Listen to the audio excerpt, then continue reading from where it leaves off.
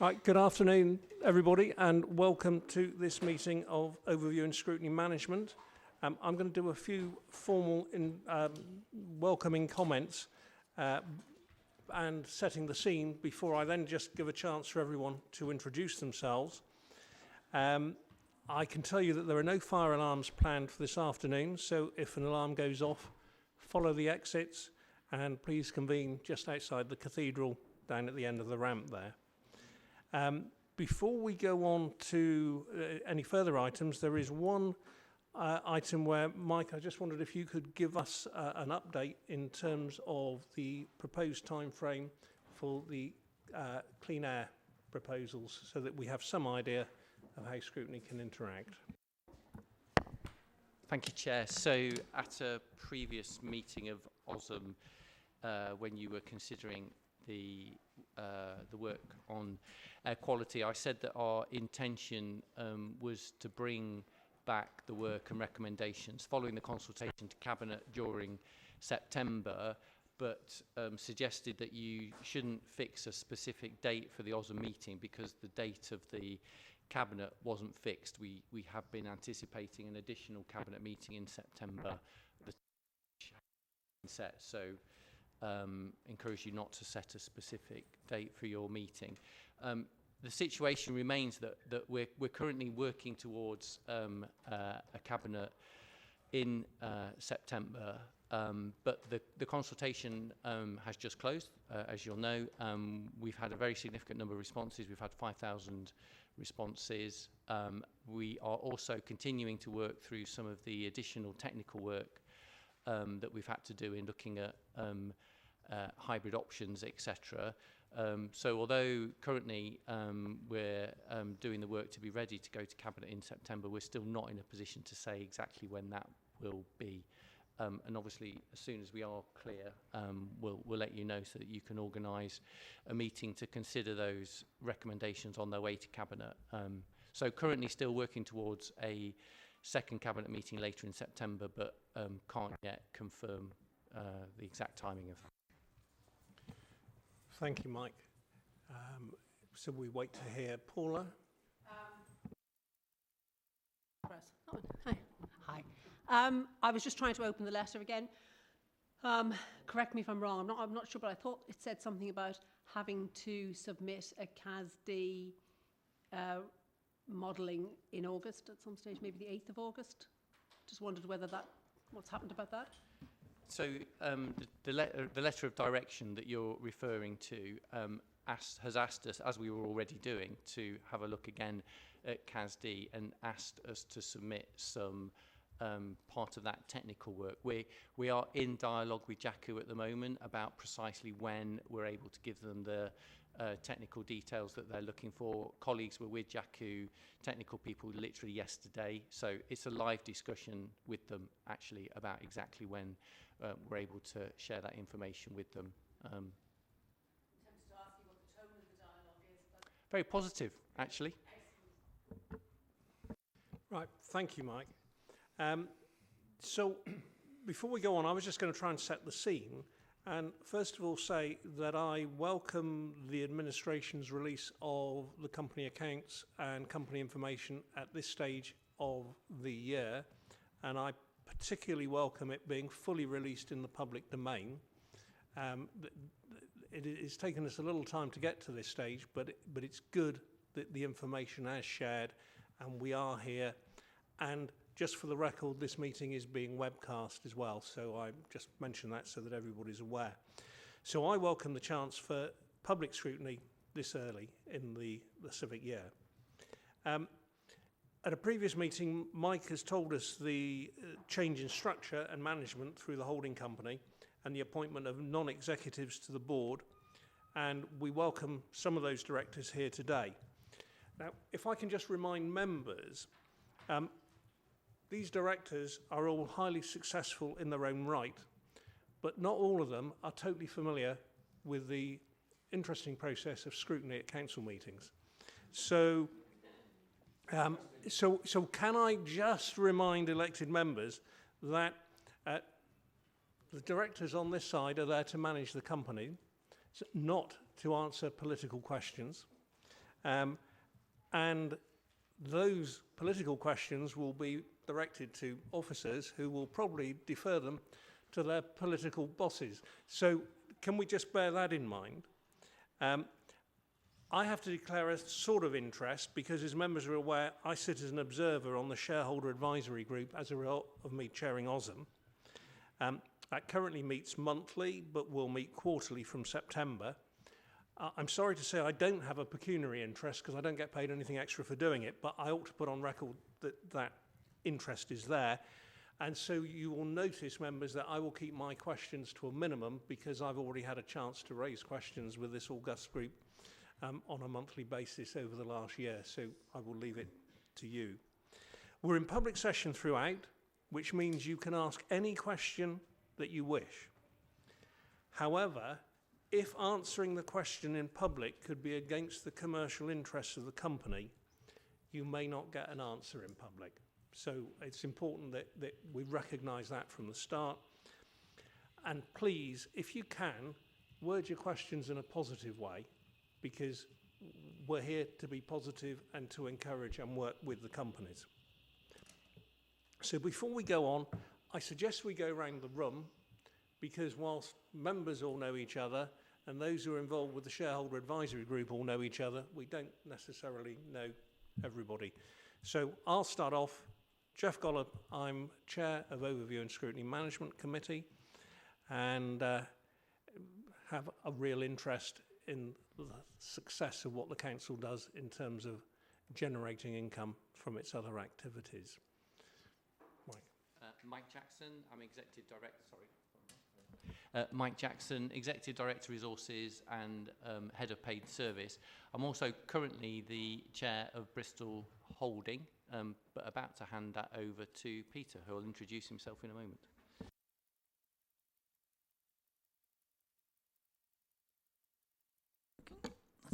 I'm Councillor Anthony Negus. I'm a member of OSM and I chair the Community Scrutiny Commission.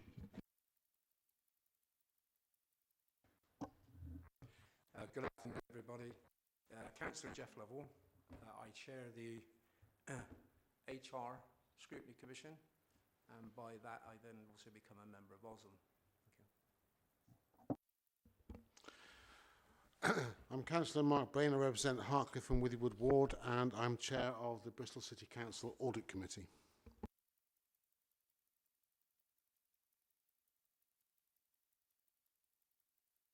That one, I'll make it. Good afternoon, my name's Brenda Massey, I'm Councillor for Southmead. Hi, good afternoon, everybody. My name is Paula O'Rourke. I'm a councillor in Clifton and I'm chair of the Growth and Regeneration Scrutiny. And thank you all for being here today. Hello, I'm Claire Hiscott. I am councillor for the Hallfield Ward and chair of People Scrutiny. Hello, I'm Jo Holmes and I'm a Scrutiny Advisor. Hi, so I'm Dan Millard, I'm the Head of Finance at Bristol Energy. Marek Majewicz, Managing Director for Bristol Energy. Hello, I'm Adam Henshaw, Finance Director for Bristol Waste Company. Good afternoon, everyone. I'm Tony Lawless, Managing Director of Bristol Waste Company. Good afternoon, everybody. Peter Bianch, day 3, and just been appointed, will be taking over from Mike as the Executive Chair of Bristol Holding Company. Denise Murray, Director of Finance, BCC. Gemma Prince, Finance Business Partner, BCC. Penny Fell, Director Bristol Holding and Director Commercialisation, Citizens and Shareholder Liaison for the Council. Good afternoon, everybody. And I'm Helen Davis, Shareholder Liaison Manager. Lucy Fleming, Head of Democratic Engagement. Right, we'll now do a test to see if everybody's remembered who everyone is. Right, so that's all of us here. The next item on the agenda is apologies for absence. Lucy, do we have any apologies? Yes, Chair. We've had apologies from Councillor Stephen Clark and also Councillor Celia Phipps. No substitutes. Thank you. Can I ask members, do we have any declarations of interest? No, none. In which case we move on to item 4, which is the public forum. And that is very succinctly all from one person. So, Clive, over to you. Members have seen your statements and questions. Yes, Jeff. Sorry, Chair. Did you, do you want a statement or question? Hang on, Clive, just a moment. Item 3, declarations of interest. Yeah. I didn't hear it, so. Oh, I did, and no one had any. Yeah. Then I apologise. Yeah. My daughter and her husband are directors of PricewaterhouseCoopers, and I know I've been reading the accounts as well. So right. whether that's significant, I don't know. Right. Okay. In Guernsey, by the way. Thank you. Clive. Chair, would you like statements or questions first? That's a good question. Let's have the statements first, shall we? Okay, so my statements on Bristol Energy. And I too am delighted to finally see some figures have been allowed. So it's suddenly in the shareholder interest to be able to look at this. And so to help, I created my own income statement based on percentages, which you can see in that text box in my statement. They're my own calculations, and I thought they would be more helpful because I'm going to suggest that somebody compares these with other energy companies that are in a similar startup stage or others that have gone through a few more years to see whether there's any areas we're good at, percentage-wise, and not so good at. The numbers are actually going in the right direction. Probably not quickly enough for some people. One thing I have noticed, which you guys might want to ask, is that the purchases and recharges from the council seem to have gone up. So I leave that as a question for one of the OSM members. From my point of view, and if you finally want this business to make money, you've got to work on two things. One is margins and the other is fixed costs. Margins are normally about uniqueness, differentiation, offering something that people will pay a little bit more for. And I've got to put in a couple of examples, both of which are about green energy. But that doesn't mean to say that Bristol Energy has to focus on green energy as the way of getting its gross margins up. The other issue is fixed costs, and that's economies of scale, and that generally relates to as the turnover goes up 30%, if you can hold the fixed costs, they will drop as a percentage. The math says 30%, but never seems to work out that way. That, just doing an estimate with margins, saying next year, 30% growth, holding fixed costs very tight, leads to a probable loss of 9 million. But that's my own calculation. But it sets my benchmark on how I feel the business is going. But that's better than it was this year and last year. Sunk costs, i.e. the money that we've got on the balance sheet and the investment so far, are always very difficult and emotional, whether it's to do with businesses or whether it's to do with your own personal sunk costs in a relationship or in something you spent and it's not been value for money. So that's something that the council needs to deal with in a mature way. But I think it might be, the idea of linking City Leap and Bristol Energy might be the right thing to do. I haven't seen business plans because they're exempt, but it might be those two things together bring what's called synergies, which would enable margins to increase for the Bristol Energy retail side, or reduce fixed costs. Interestingly, the big six do get synergies from generation, local distribution, and retail. But they do it because it enables them to control the market and have some form of oligopoly. To a certain extent, it actually hides their profits, which are in energy generation. So they are of a different scale to Bristol Energy. So any synergies based on what the big six do might be 20 years away. Might be 20 years away. So that's my statement. Thank you very much, Chair. Thank you, Clive. you've asked two questions which have both been given answers. So to explain to those who are not used to this process, the questioner then has a chance for two supplementary questions following on from the answers, if they so wish. So my first question is to do with Bristol Waste Company and something hidden on page 11 called the pay mechanism adjustment that's got nothing to do with people's pay. It's to do with sharing profit and risk between Bristol Energy and the council. And I wondered whether a provision or a reserve had been set aside, because this year, the year that's just closed, the council gained by £355,000, which is good news. But that doesn't mean to say we will gain next year. The answer that has come back didn't talk anything about a reserve or a provision, so I'm assuming therefore that that's not been provided by the council. But as head of budget scrutiny in the autumn, I shall ask that question again. My supplementary question, relates to these regular reviews that are going to occur during the course of each financial year.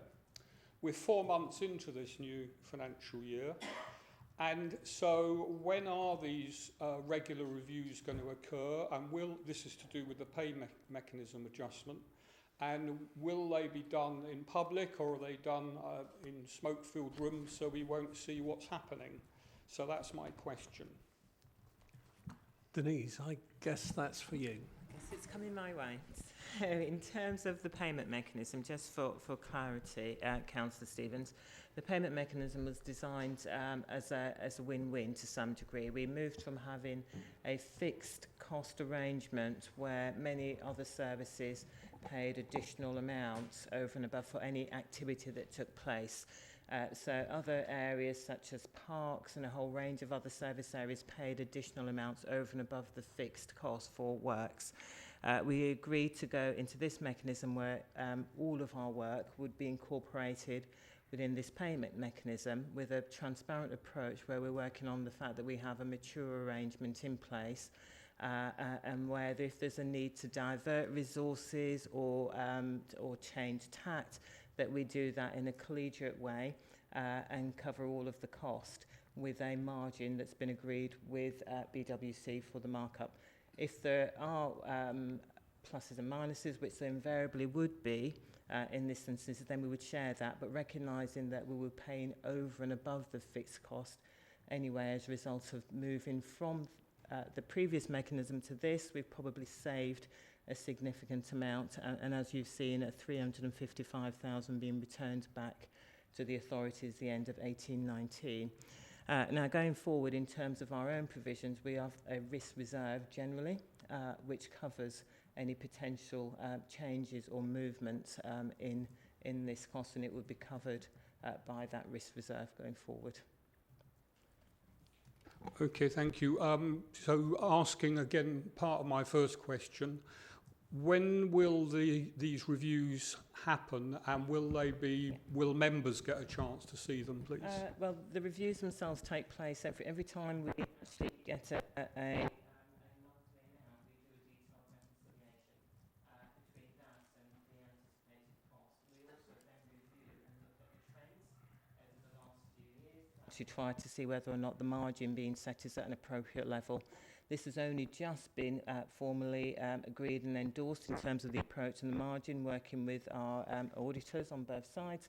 And we will do that process again in November when we set the payment mechanism and the margins, etc., for the future year. So as part of budget setting, we will also do that review and can share that with you at the time.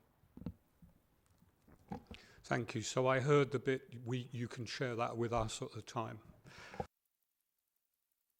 My other question relates to Bristol Energy. You've had two supplementaries, but I'll let you have one more, Clive. Oh, hang on.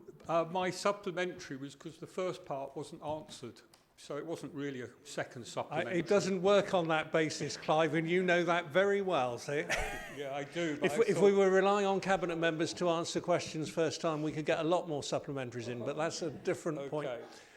So Bristol Energy, Actually, I don't have a supplementary, so that's worked well, but I do want to summarise the answer because I think it's a great answer, so well done whoever wrote that. So you're actually going to follow up the suggestion, I wouldn't call it a proposal, but it's a suggestion around a particular area in St Philip's, which would add a lot of social value to some issues going on there and could add to your profits as well. Please don't take too long about it, because others will get that area of land and will generate and create massive pollution. So we desperately need you guys to do the right thing. And especially now the joint spatial plan is in tatters, that will delay the local plan and our attempts to tighten up on pollution and carbon emissions. Thank you. Thank you, Clive. Clive, you are welcome to stay for the rest of the meeting if you feel so inclined. Yes, I will. And if you've got it organised in your group, you could be substituting for Councillor Clark. But I leave that to you to sort out rather than me. So we concluded public forum. So we move on to the Bristol Waste annual performance. Now I've asked both managing directors to give us a brief presentation because I know all members will have already looked at the reports in detail, but it's just useful to have the scene set. Penny, I don't know whether you want to introduce or we go straight to Tony. Straight to Tony, all yours. Thank you, Chair. Following my instructions, I will be as brief as I can, but what I would like to do is pick out on just 2 or 3 salient points which it would be good to highlight. Yes, sorry. Just before we start, I don't think Clive quite heard you, so I thought it would be just... So are you offering that Clive could actually substitute for Steve now, so that if he's going to stay at the meeting, he could sit at the table? If the Green Group are advising that Clive is substituting for Councillor... Yes, we should have got our heads together on this. I didn't... The left hand didn't know what the right hand was doing, but now it does. That would be entirely appropriate. Thank you very much. It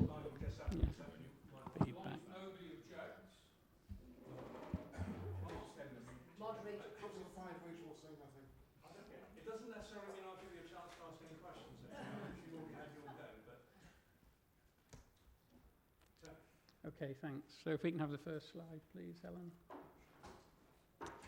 Right, again, I won't go through in detail. You've all got the slides. You can all review what's in there. So if there's anything you want to pick up on, what I would like to say is I'll go through this very briefly, but if any of you sat around the table would like to go through this in slow time, in more detail, and you'd like me to spend time going through it with you, I'm happy to do so.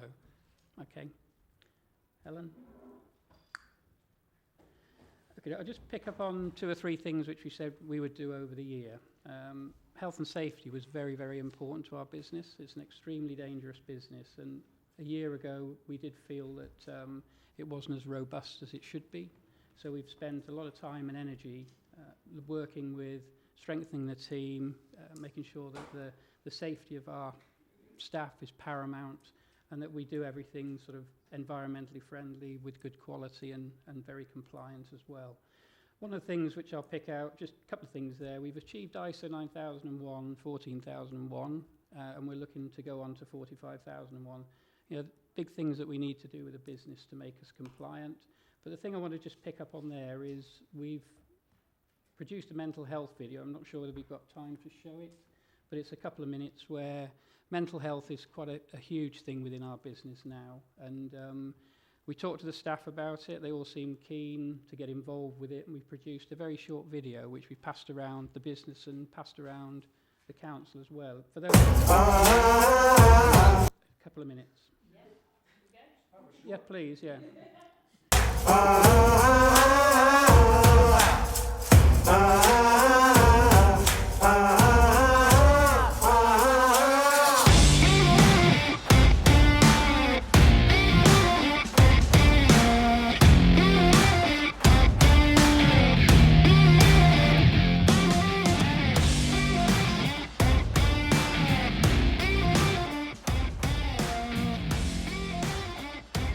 Stop. Where are you going? We're Mike's friends. Is he around? All right, we're looking for Ian. Yeah, he's in here.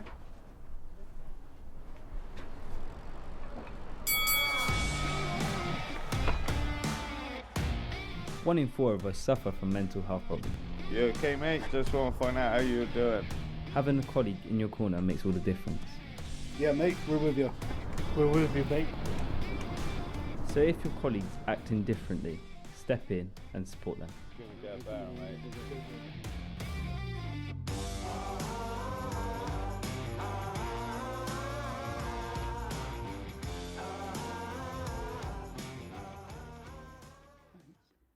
Again, very simple, but the fact that our staff wanted to be involved with it and push the message out was really good.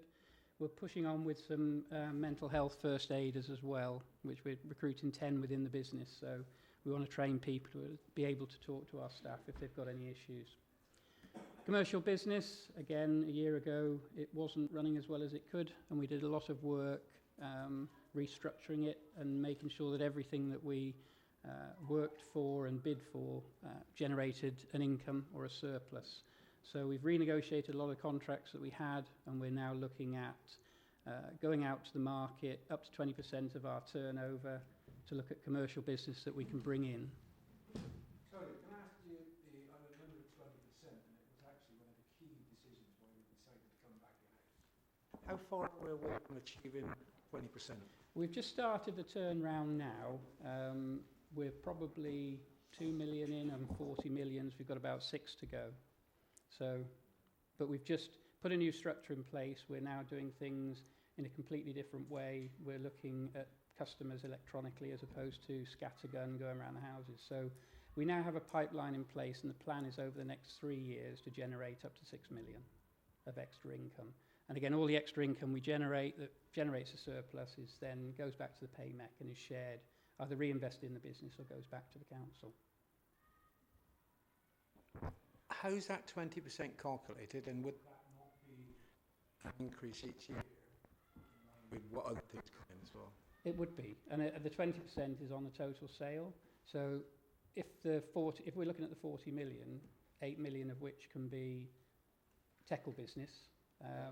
If the turnover goes up to 50 million, we can go up to 10 million. So it will vary. So if we increase the amount of work we do within the council, then we can increase the amount of commercial work that we can win. Super. Okay. Yep. Sorry, I was also going to ask.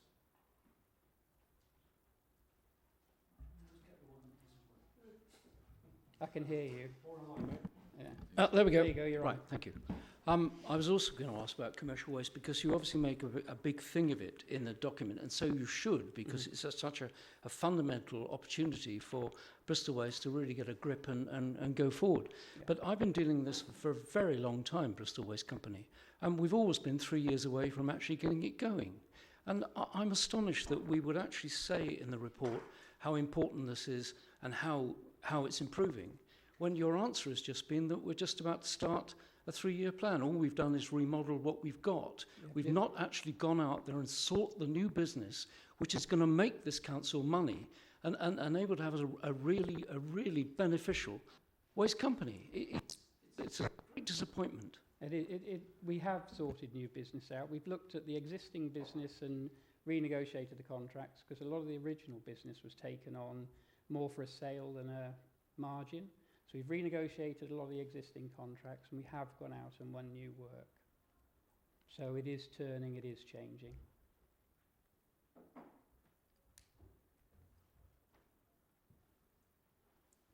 Training and development, again, very important to us. We've brought on 5 new apprentices and intend to bring another 5 on next year. Sorry, Helen, yeah. I'll try and skip through it as quick as I can.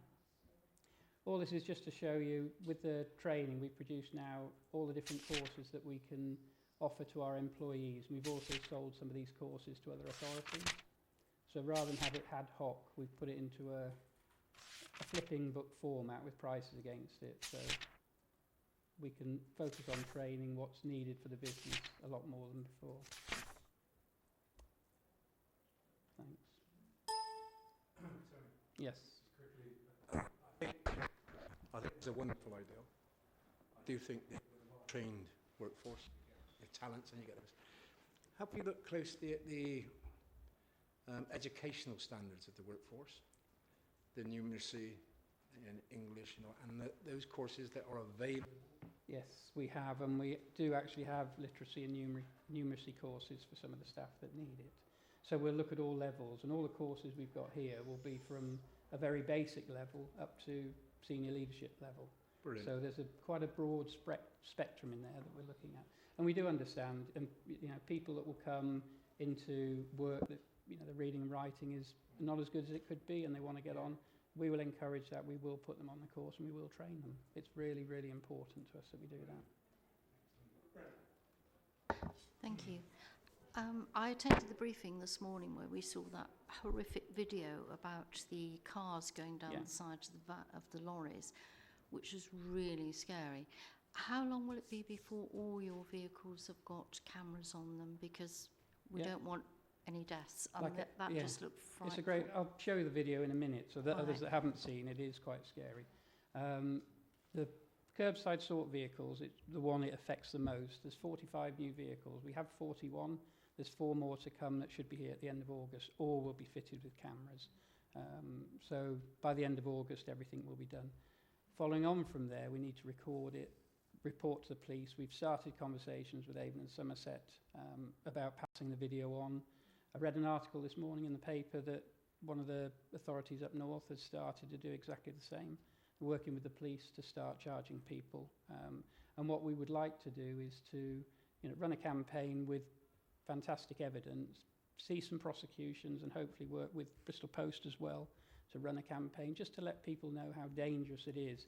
And you'll see our operators skipping out the way. One of the things you won't see, because we've had to blur out the faces because of GDPR, is the look. It's not astonishment, it's almost resignation that this is part and parcel of the day job. And that's the frightening bit for me, that we have to do something about.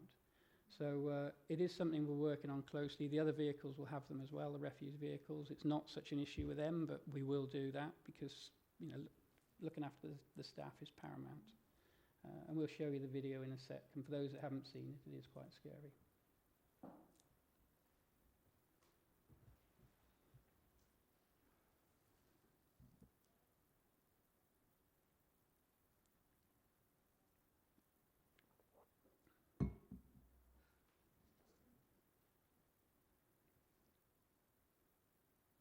It gets worse.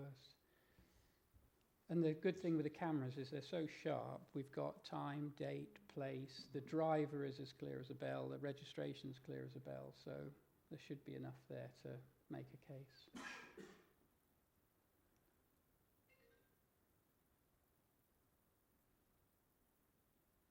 Is there a reason why you've left that gap?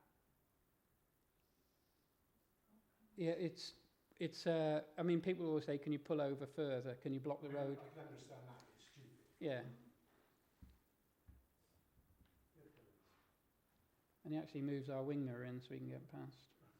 That's good, isn't it? He didn't put it back though.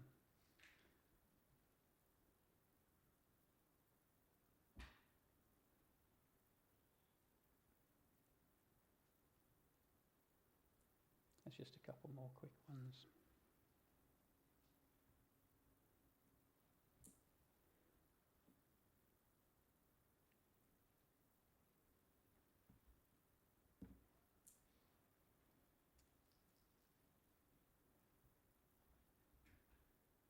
But it's not just our operatives. That could be somebody coming out of their house. Could be somebody with a pram that can't see around the corner.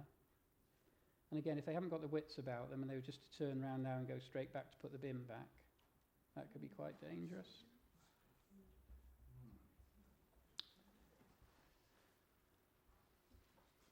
Part and parcel of the safety campaign that we've got to look after our staff. I'll move on. Oh, sorry.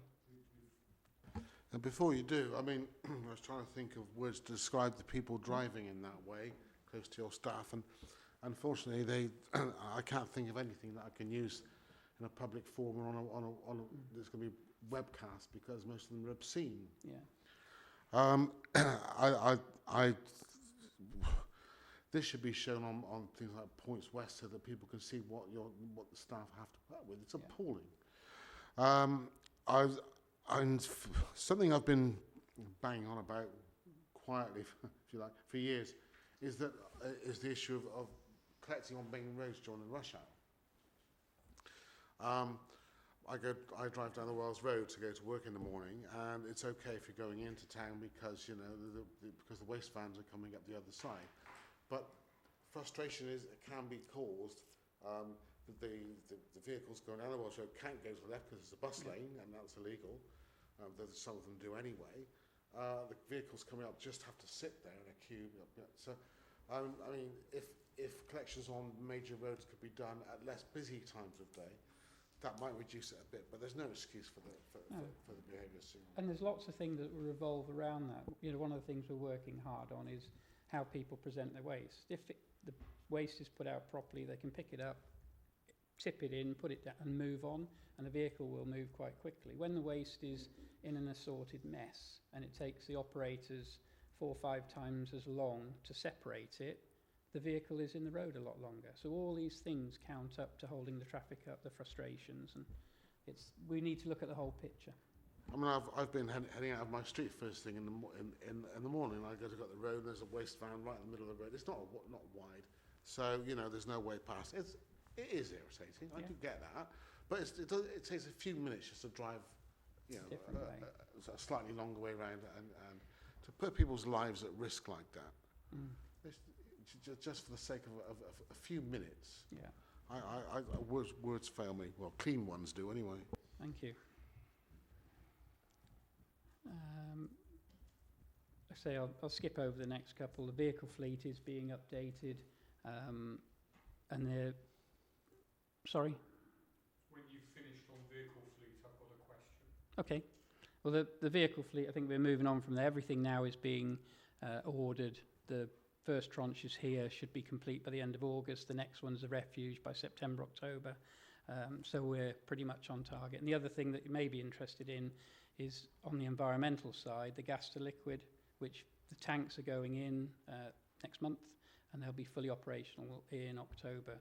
Gas to liquid, for those that are unaware, it's made from natural gas, not fracked gas, and it produces the diesel to run the vehicles, but it's very, very low on nitrous oxide, which is one of the things we're trying to do. So those 2 tanks will service all our big vehicles from October onwards. They'll be in place. Thank you. My question's around something a few of us have passed on for a few years. Some roads, which are residential streets, have some shops in. Yeah. And a lot of residents have said, well, why don't Bristol Waste do the shops as well? Because you can do that. Yeah. But the answer that's come back is that your lorries can't take commercial waste for some reason or other. Maybe it's the way it's presented or something like that, which means if you did it, you'd have to send out separate lorries, which would then defeat the whole point. Yeah. We do have commercial lorries with weighing equipment, so we can do it separately, but we have to have that fine dividing line of not using the vehicles that are for the main contract on commercial work, because that gives us an advantage of using existing vehicles that are paid for by the council to do commercial work, so we have to use separate vehicles. That confuses me. Is that something that's not allowed under TECL rules? It's something that is confusing under TECL rules. To me, it would be better as the vehicles are owned by the council, the company is owned by the council, any advantage that we can have for the council, we should be able to do. But if you work for BIFA, you may argue that point, and we have to be seen to be fair.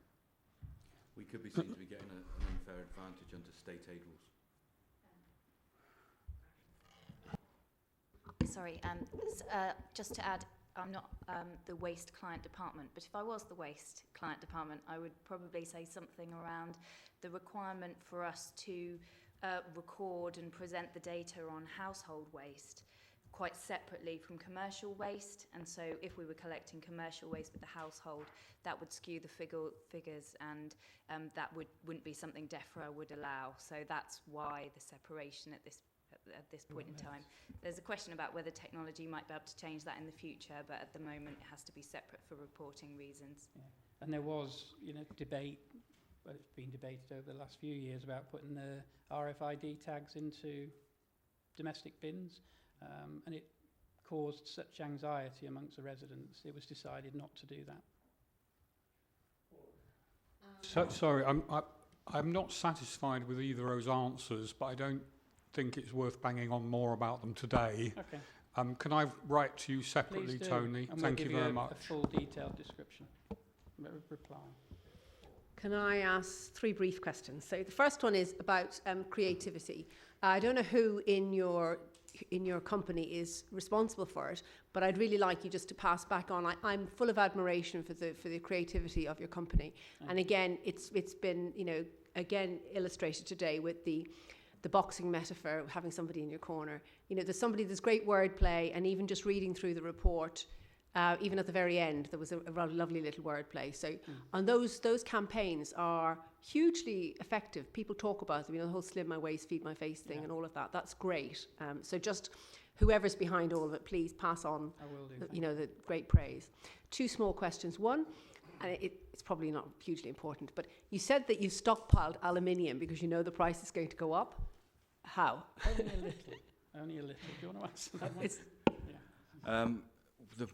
We were getting over £1,000 a tonne sort of last year. We've stockpiled it slightly, and we were talking about this morning. We're going to release some. The price dropped to £700 a tonne. We are now being offered 868. So, yeah. It's stockpiled in cubes. We crush them in a baler and they're stored. Yeah, you've seen them. Yeah. So again, we'd love to stockpile, you know, what we could, but we are very, very limited for space. So it's just, if we can get an extra 160, 180 pounds a tonne, you know, commercially it's the right thing to do. Okay. And then the other question is, it's about staff retention.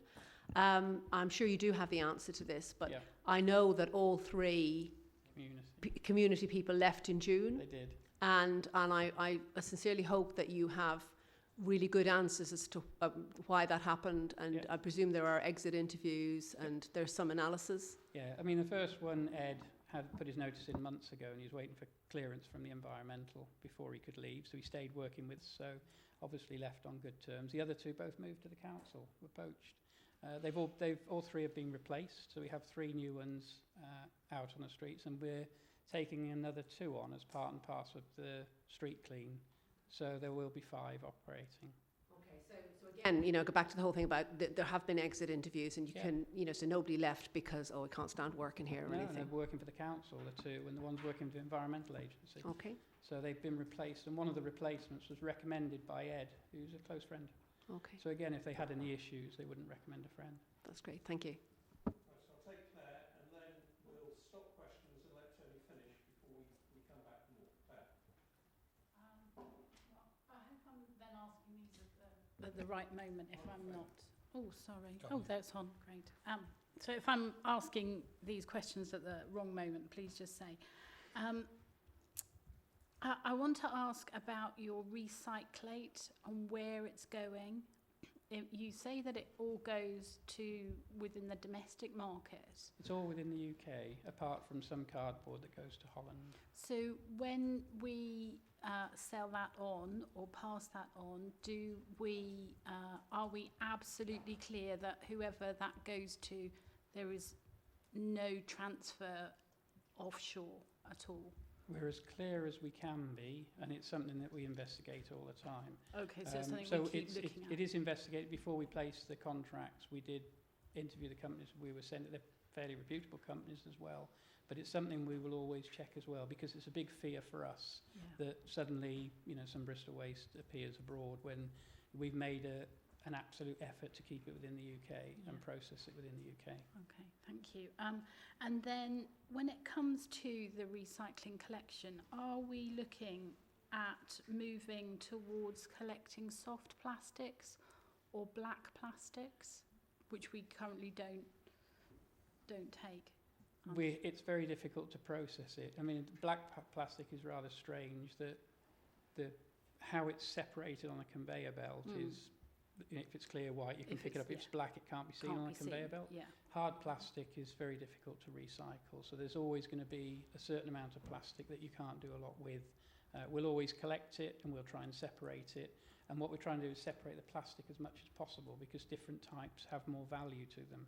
So we're looking now whether we put a picking line in Avonmouth to separate out the different types of plastic and get the more valuable stuff that can be recycled quicker. I'll give you an example. We're changing a lot of our black bins, you know, the bins that we put out.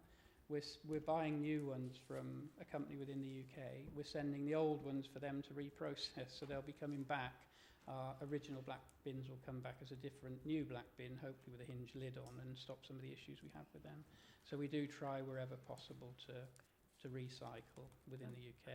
Okay. So can I just, for clarity, we should be telling our residents to put all plastic in the recycling? Yeah, we're just... Because I have some rejected when I've put some plastic in my bin, and I think, oh, I better not put that in anymore. Yeah, we've got a new campaign that's going out as part and parcel of cardboard. We're putting, some of you may have seen it, a big 90-litre cardboard bag, which is going to help us separate out the waste. This is something that's been ongoing for a couple of years. I think Baseline Plus it was called, so to improve the recycling with an extra container. We've decided to go with this big blue bag because it's twice the size of the box, separates out the big bulky stuff, which is cardboard. But part and parcel of that rollout to the 170,000 residents is we're going to put cards in there to re-educate everybody and reinforce what goes where, and also pictures of a good box, a bad box, and put some stickers out so people can put them on top of their lids. So we'll help, because in fairness, a lot of people say, I'm trying, but I'm not sure I'm getting it right. That's our fault. So we need to re-educate. So just to clarify, we should put all plastics in the plastics box? Yes, and then we will sort. So you got it rejected? Yeah. Could you give me some details? I think later? it was a hard plastic that it was probably a hard plastic toy, which would normally go in the bin. It was a container, but it doesn't. Okay. I mean, it doesn't matter. That's an aside. But that's really helpful. Yeah, Thank please you. come back to me and we'll come back with exactly what you can and can't. And the third thing, very quickly, is the recycling centre at Hartcliffe. And in the report, it suggests that you would like to have this built by summer 2020. Yeah. How confident are you of doing that? Because I wouldn't be. If all the design... Sorry? Is it? So are we expecting it to be open summer of 2020? Next year? There's a huge amount of work going into it, and a lot of people at high level are pushing to get this done for summer.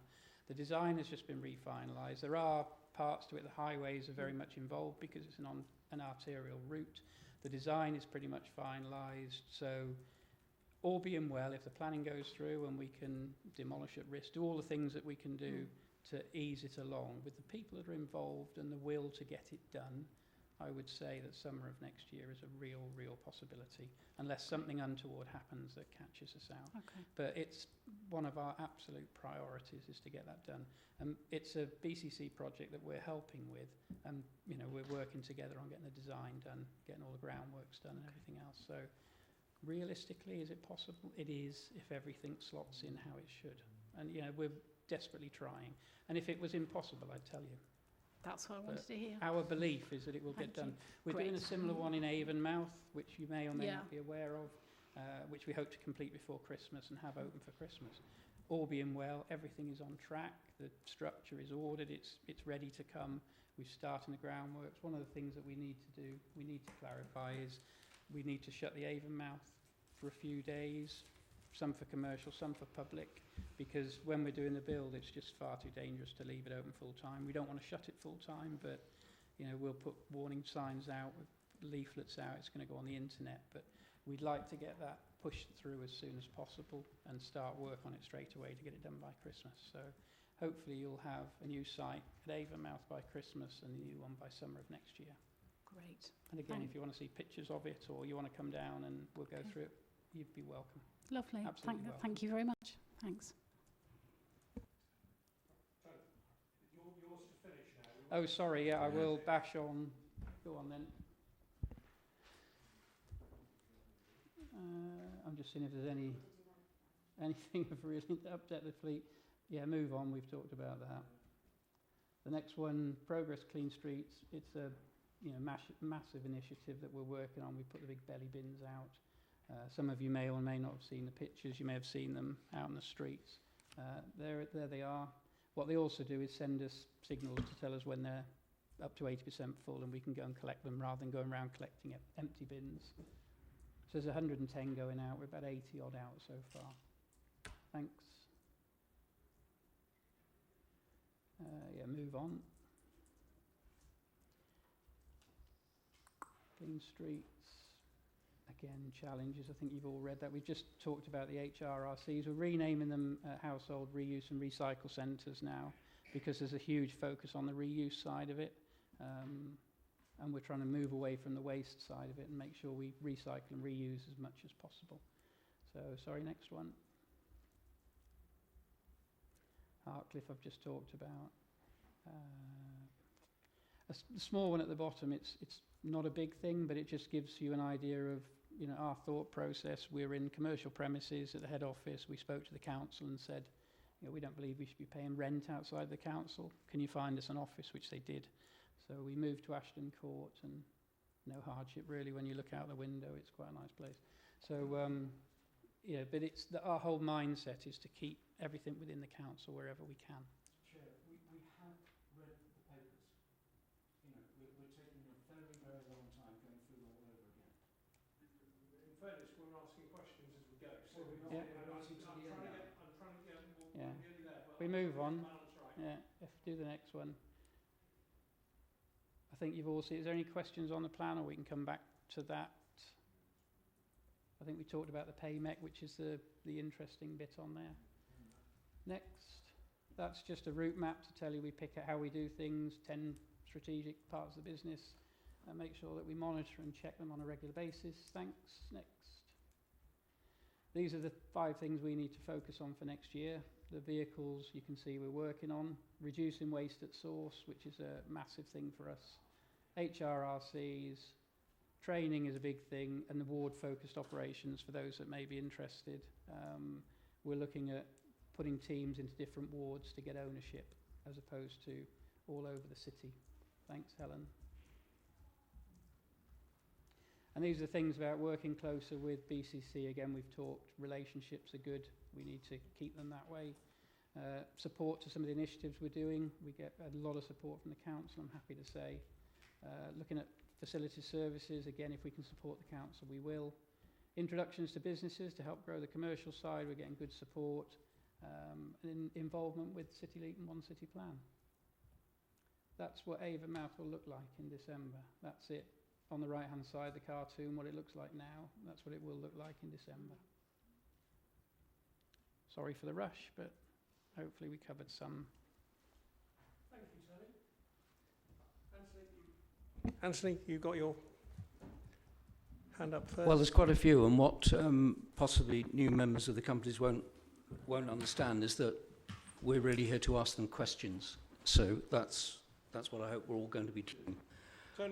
Tony, we have been asking questions, which is why this took so long. So well, please. This is not about a briefing, Chair. This is about us being able to have time we have available. Let's just get on with questions, but there is no need to make comments like that. The first thing I wanted to say is under clean streets. I've had a series of meetings recently, and we've had one this morning. It's very disappointing that after 3.5 years of it being a major vision process, we're actually now getting down to sorting out the clean streets strategy. But the worrying thing is that of the meetings I've had with officers, it's very clear that they're not talking to each other across departments and outside into the Bristol Waste Company. And that's something that's got to get better, because if we're going to do this, we've got to be creative, and we've got to think some of the unthinkable, and that means we've got to talk to people. So it's really, really important that we speak to licensing, we speak to not just waste, but we speak to all of the agencies, the neighbourhood people, and all the rest, and make sure we've tried and tested every possible aspect, because it's the joined up thinking that's going to get results. I want this to work. I want us to have a fantastic balance sheet so we can actually plough money back into Bristol City Council and make for a cleaner city. But we're not, we're talking about lots of other aspirations, including, for example, stopping waste at source. This is in there as being an aspiration, which I absolutely support. Of course I do. But it doesn't say how well we've done, how we're going about doing it. what we've achieved so far, what we're intending to achieve in the future.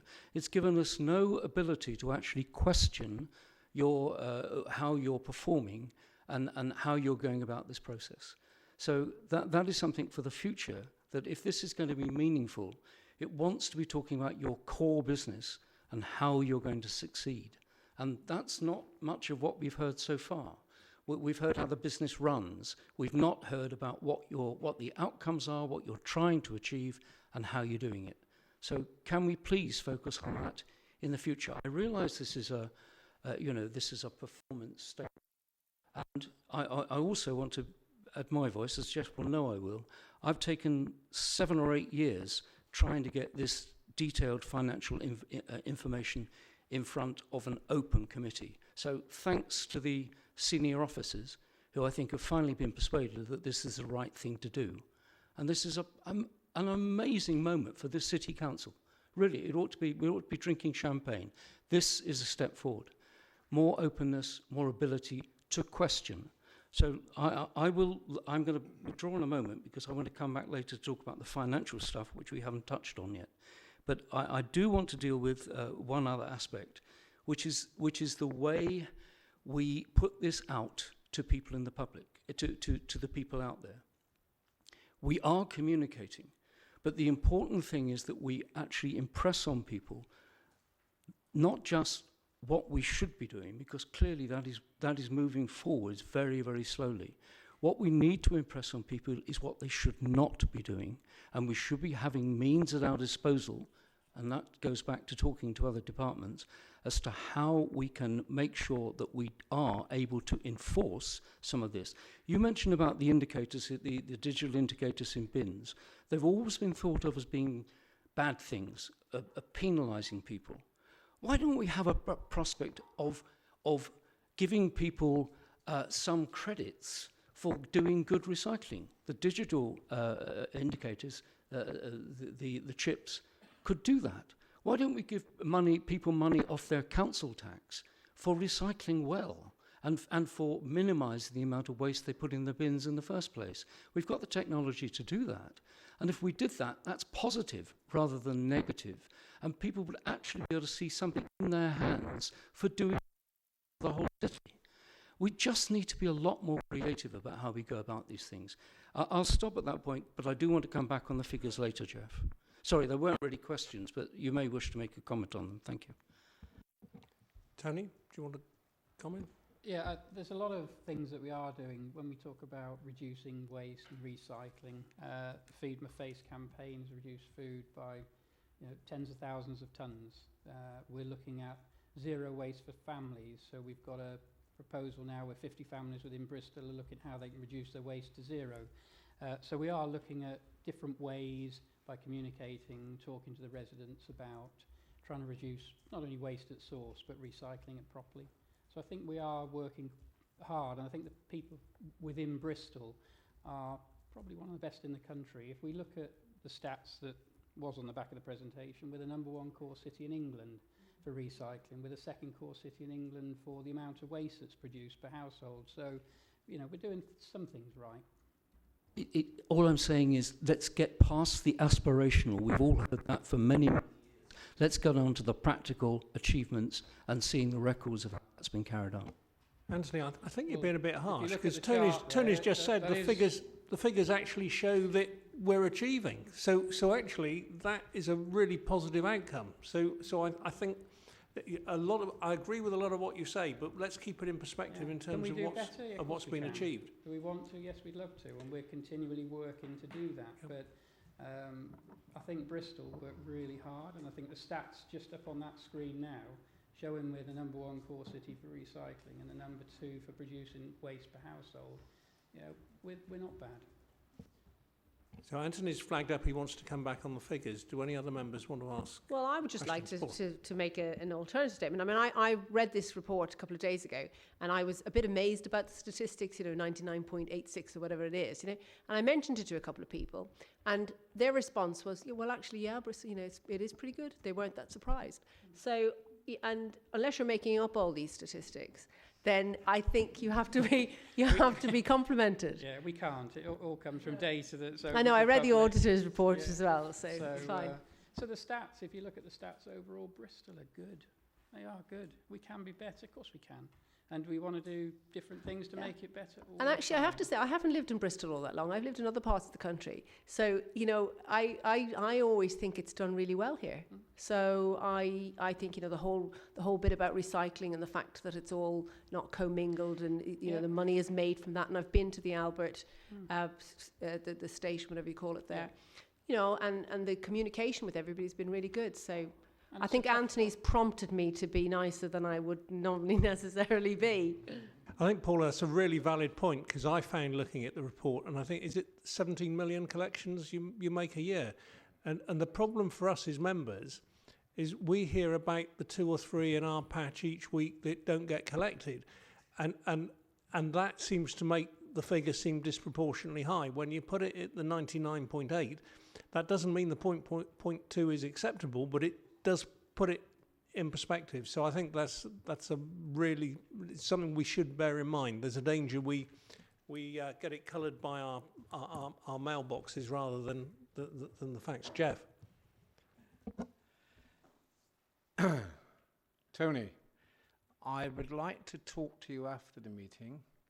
Having spent 31 years in the fire brigade, right next door, we had the same issues alighting from vehicles, for obvious reasons. And we had a few suggestions that came in then that I'd like to discuss with you. Understanding, and I think we must understand, that Bristol Waste is a separate entity, it's a separate company.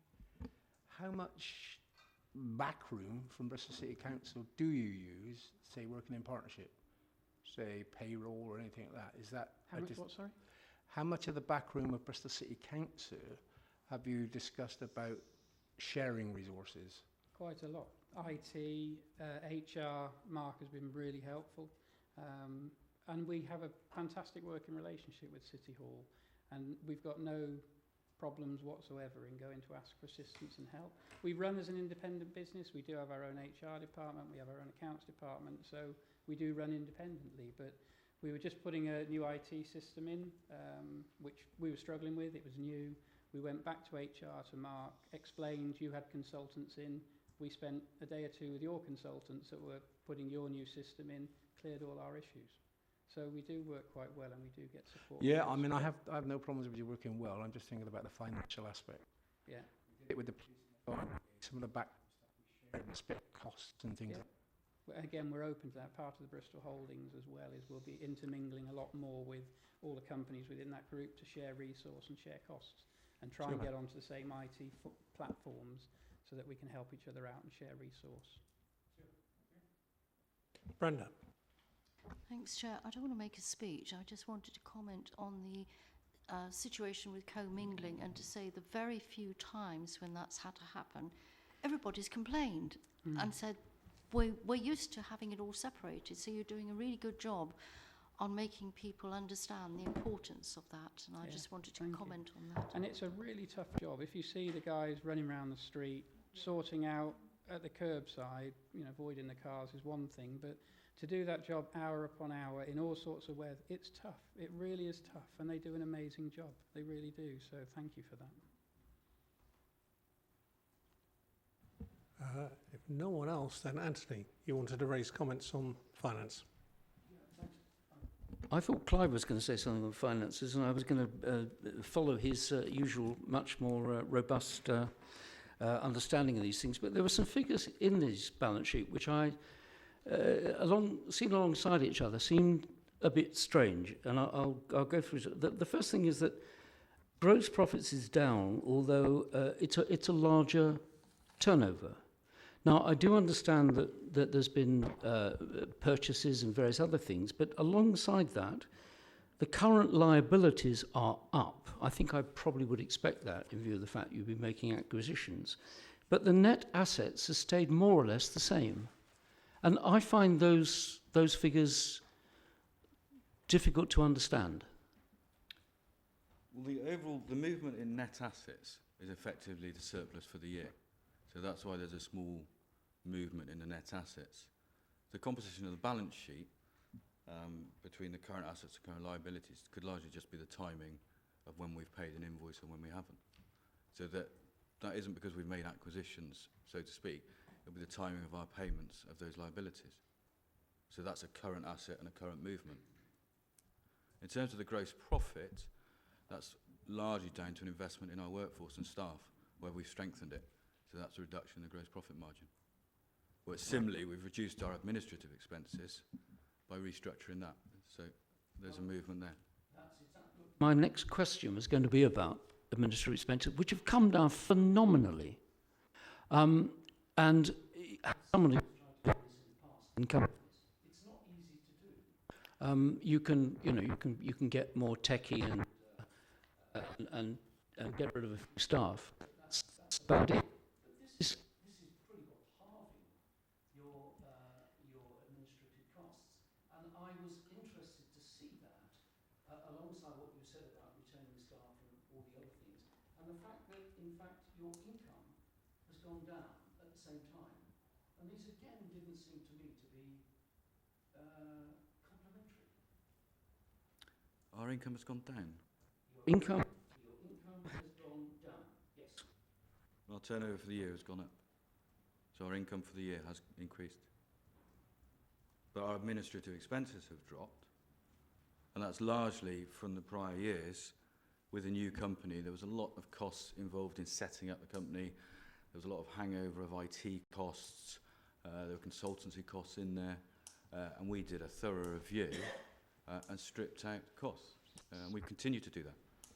We've done so in that year. We did a restructure and we removed all unnecessary administrative costs.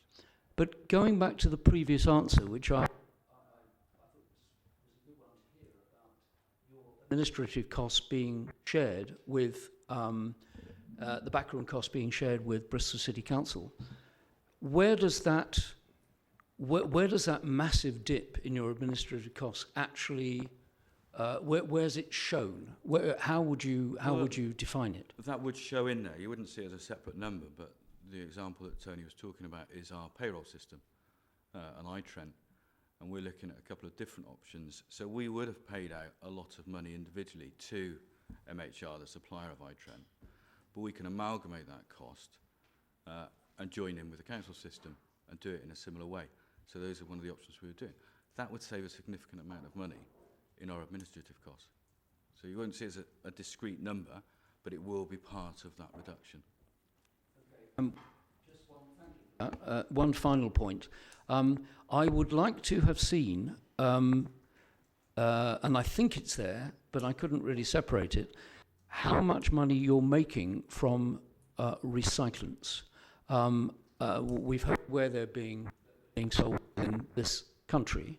I'd like something of the other side of the balance sheet to understand how that's offsetting some of the other costs that I've referred to. Yes, and it's a fair point. It's sort of a number, it probably doesn't come into the statutory accounts, but in terms of our reporting elsewhere, it would. So within that turnover figure is about 2.2 million of recycler income. Okay. Do you think next year we could have that figure shown? It's the sort of figure that I'm quite surprised that other people who've touched on this will not refer to, because I think it's a sign of how, it's a sort of a secondary sign of how well the company's doing. Absolutely, it's a figure we want to increase because it increases our bottom line. Certainly we're disclosing it now in the annual report. So that report, it wouldn't probably end up in the statutory accounts. But I'd leave it to the auditors for that. Yeah. Okay, Anthony. Anybody else got any other questions on the waste company? Tony, thank you. Very, very helpful. Will get passed on, so thank you for that. Much appreciated. And I think the thing is, both for company and for members, if there is information that we feel would help our understanding, please email that into me or Lucy straight from following on from this meeting, and we can share it and try and improve how the presentation is put through in the future, because there are things I find looking at this that I think, oh, there's a bit of information that would be useful, because it would actually give more of the story, and it is perhaps worth recognising Anthony's questions that a statutory profit and loss account doesn't actually tell anybody anything, and it can vary quite significantly from one year to another, and therefore perhaps how that is communicated to members in the future is something we could perhaps work on to make it a more useful statement, because I think, and to me it seems very clear that, and why I was keen you showed the video of the near misses, because the one thing every member of council has experience of is waste, because we hear about it usually when something isn't going as it should be, unfortunately, but that's how it is. But as I've said to you before, we can actually be ambassadors for the waste company very easily. So therefore, developing this communication further could actually be positive and to everyone's benefit. So thank you. Thanks, and just a quick reply to that. Anything that you think will help us present it in a more constructive way for you, then please let us know and we'll include that. We've done the presentation around sort of year end to give an overview of the business and what we're trying to do, but if there's specifics you would prefer rather than this, obviously happy to give you all the info we've given you, but if you want us to tailor it in a certain way to make it better, more than happy to do that. Just give us a guidance and we'll do what you need. Okay. Thank you, Tony. Right, so we move on to the next item on the agenda, which is Bristol Energy. Marek, the floor is yours. Thank you very much, Councillor Gollop, and good afternoon, everybody. I will go through this pretty swiftly. We didn't do as much detail as Tony, but that's fine. So if I just interrupt you for a moment, what I suggest to give Marek an easier ride than Tony had, if we let Marek make his presentation and I will then take questions, I think that will probably ease the flow of information and make it work better. So Marek. Perfect, thank you. So you'll be aware that we've had a new board recently. So the opening couple of slides is really around what the board are now focusing on from a BE perspective internally. I won't go through them in detail. I think they're fairly high level and pretty much self-explanatory. I think flicking to the next slide, Helen, is the general focus that we have and the board has across Bristol Energy in terms of what we're looking at in terms of cost reduction from rationalisation, business planning cycles, monthly shareholder, holdco interaction, alongside revenue growth, which we'll talk about in a little bit more detail when we come to the financial element. You can see that it's grown, but around delivering growth, further insight, sales and marketing plans, activities, B2B propositions and how we treat them, and moving more, as I think Councillor Stevens mentioned before, around green products, and we absolutely are moving towards the green, our green products and in terms of meeting the carbon neutral targets. But also moving towards energy services, and that's a key aspect for us, not just about being an energy retailer, but it's about moving towards energy services within the marketplace. So in terms of a look back, as Tony and I both did at shareholder meeting recently, we both had a video, so apologies, we have another video. So this is our interpretation of our look back for 18-19 for you, rather than do an overview in words.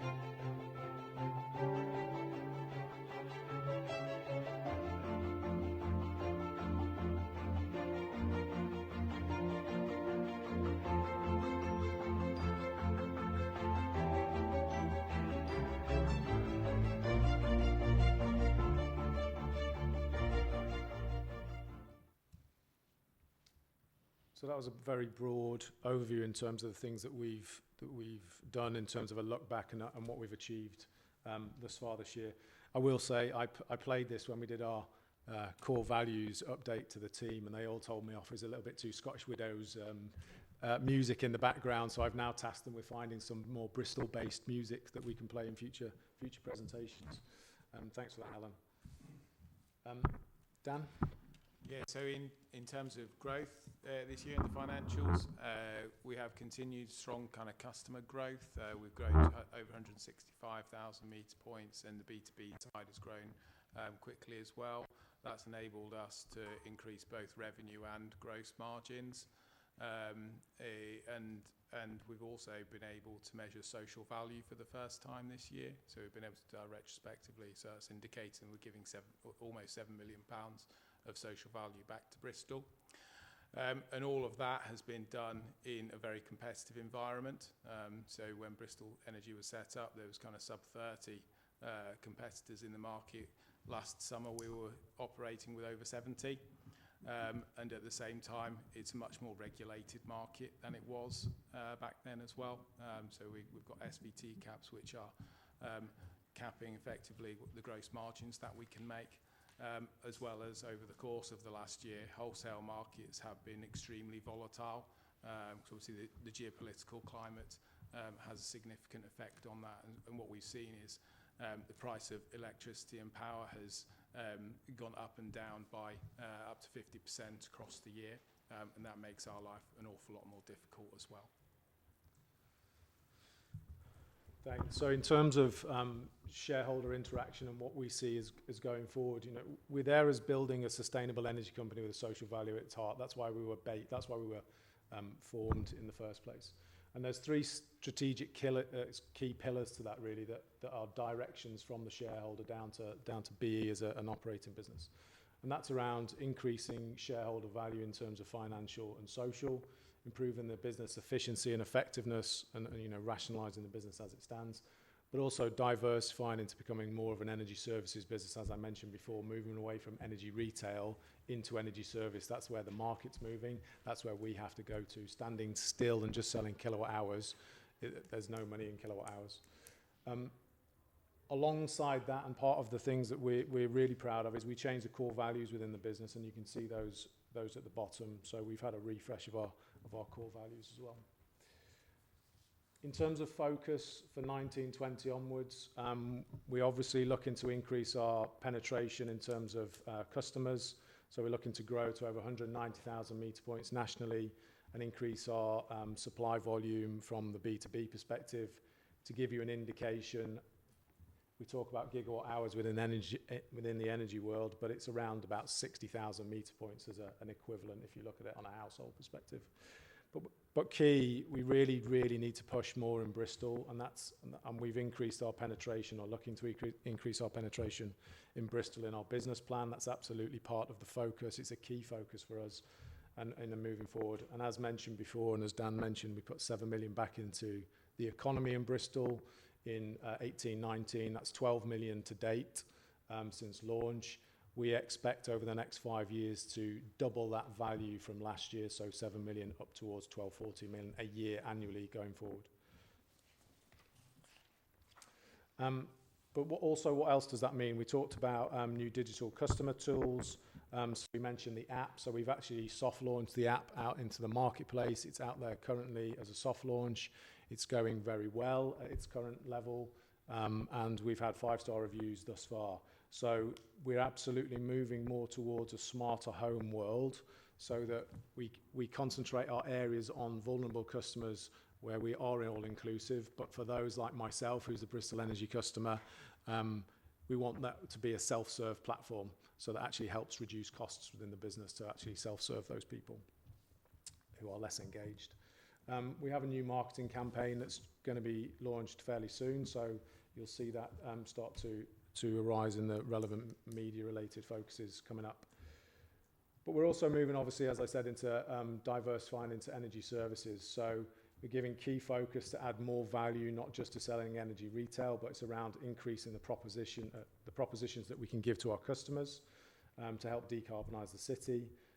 One of the ways that we can do that is via our approach via the B2B market. So it's not only a case of engaging with businesses in Bristol, but it's about improving that push forward from B2B into the B2C to residential, and how we do that in partnerships with businesses, and it's a big push for us going forward. Thanks, Alan. Key, obviously, part of that is the energy drive around innovation. You'll all be aware about the City Leap programme that's going on in the background. The key thing for us in this is that, and we're the only UK supplier to be doing this of all suppliers, is trial and heat as a service at the moment, and it'll be a key aspect for us going forward. But it's also about looking at other ways that we can drive innovation. So we've won a number of concept bids in the last year around projects to help develop evidence-based proposition for commercial models required in local energy systems within Bristol. But we've also recently been awarded funding via BEIS, so that's the government body for business, energy and industrial strategy, to develop products and trial artificial intelligence software as well, so using smart meters and profiling data to create personalised services. Clearly a big part of the Bristol Energy setup is around the social element and the journey to being 100% green. I'm really pleased to say, and actually this happened recently, we do sell 100% renewable energy. We are selling 100% electricity, green energy, and that is going forward, and we will continue to go down that journey over the next few years. So it's a great step forward for us as a business, and I think Councillor Stevens, as you mentioned before about the green piece, it's absolutely the way that we will be pushing forward, because we know the climate emergency that we have, so it's an absolute key lead for us. Clearly the Mayor's committed the Council to go carbon neutral, and we want to be a big part of that. We have a lot of our generation is via local systems, so a lot of our direct generation comes from local supply via PPAs, so we're on that journey to be 100% green. Just recently, as an example, we did a deal with a wind power deal with Thrive Renewables just last week. We announced it on LinkedIn, which delivers around renewable electricity to around 3,000 homes locally. So we'll continue to push those propositions.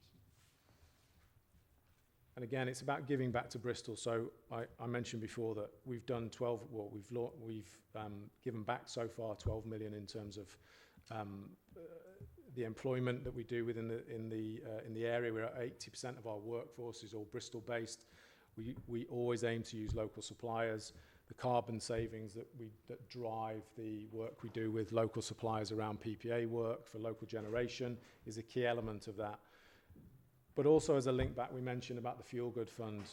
Without having BE and without having you as customers, and my push is that this is your energy company, you can help. We gave 25,000 back last year to the CSE as part of their WAM project for the Warm Homes and Money, which is helping over 50 homes in Bristol and people in fuel poverty to determine how they deal with the fuel poverty element.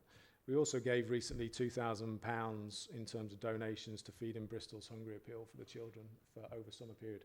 So without having Bristol Energy in this case and customers, we're not able to do that, and that's what this is about. And we want to give up. We absolutely want to put more and more back in.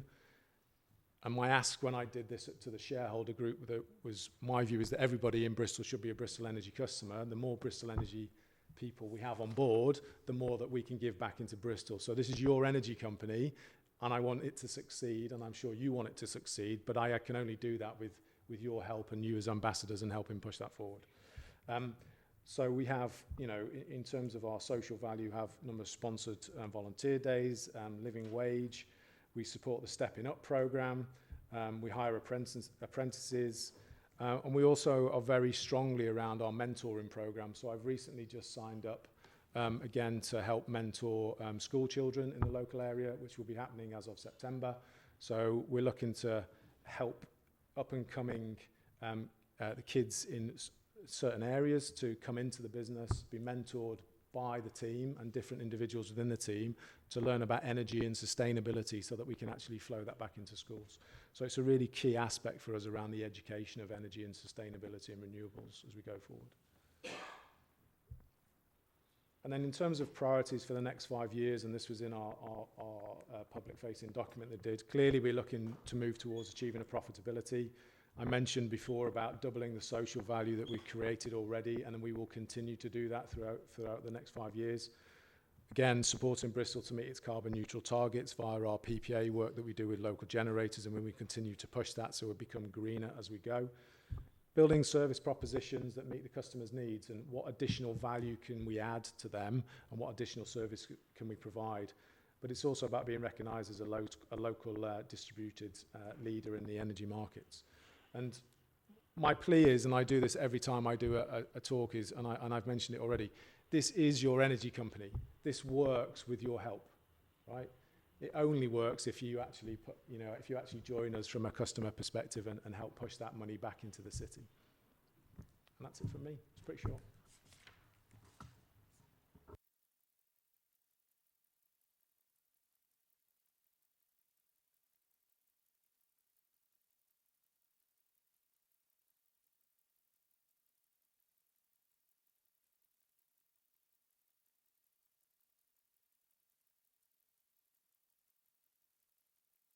Right, I've got Claire, Mark, Jeff and Anthony. Claire, start with you. Thank you. I think it is very clear that it is our energy company because we pay for it. I'm actually quite disappointed at your spin with the whole social value thing. So I just want to clarify the way that you calculate the social value. Because at the moment I have calculated that the average family has this year given Bristol Energy £90. And through your fuel good fund, you have approximately given each family 2 pence back, which I am not hugely impressed with. Social value appears to just include all salaries. Is that right? No, and actually... Could you clarify how you calculate social value? So the social value that we use is from the social value portal. Which yeah, is I've tried to access it it and understand it. Yeah, so the major components are employees. So yes, the salaries that are from Bristol employees. It's from carbon savings, which is through our PPAs. So for each tonne of carbon that we generate through renewables, that is offsetting an amount of carbon. And the third element is using Bristol suppliers. There are smaller elements to do with charitable donations and fundraising, etc. But those are the three primary ones. So,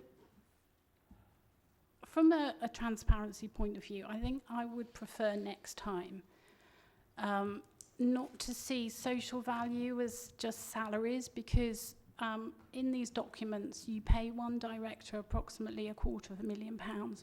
I see no social value in that at all.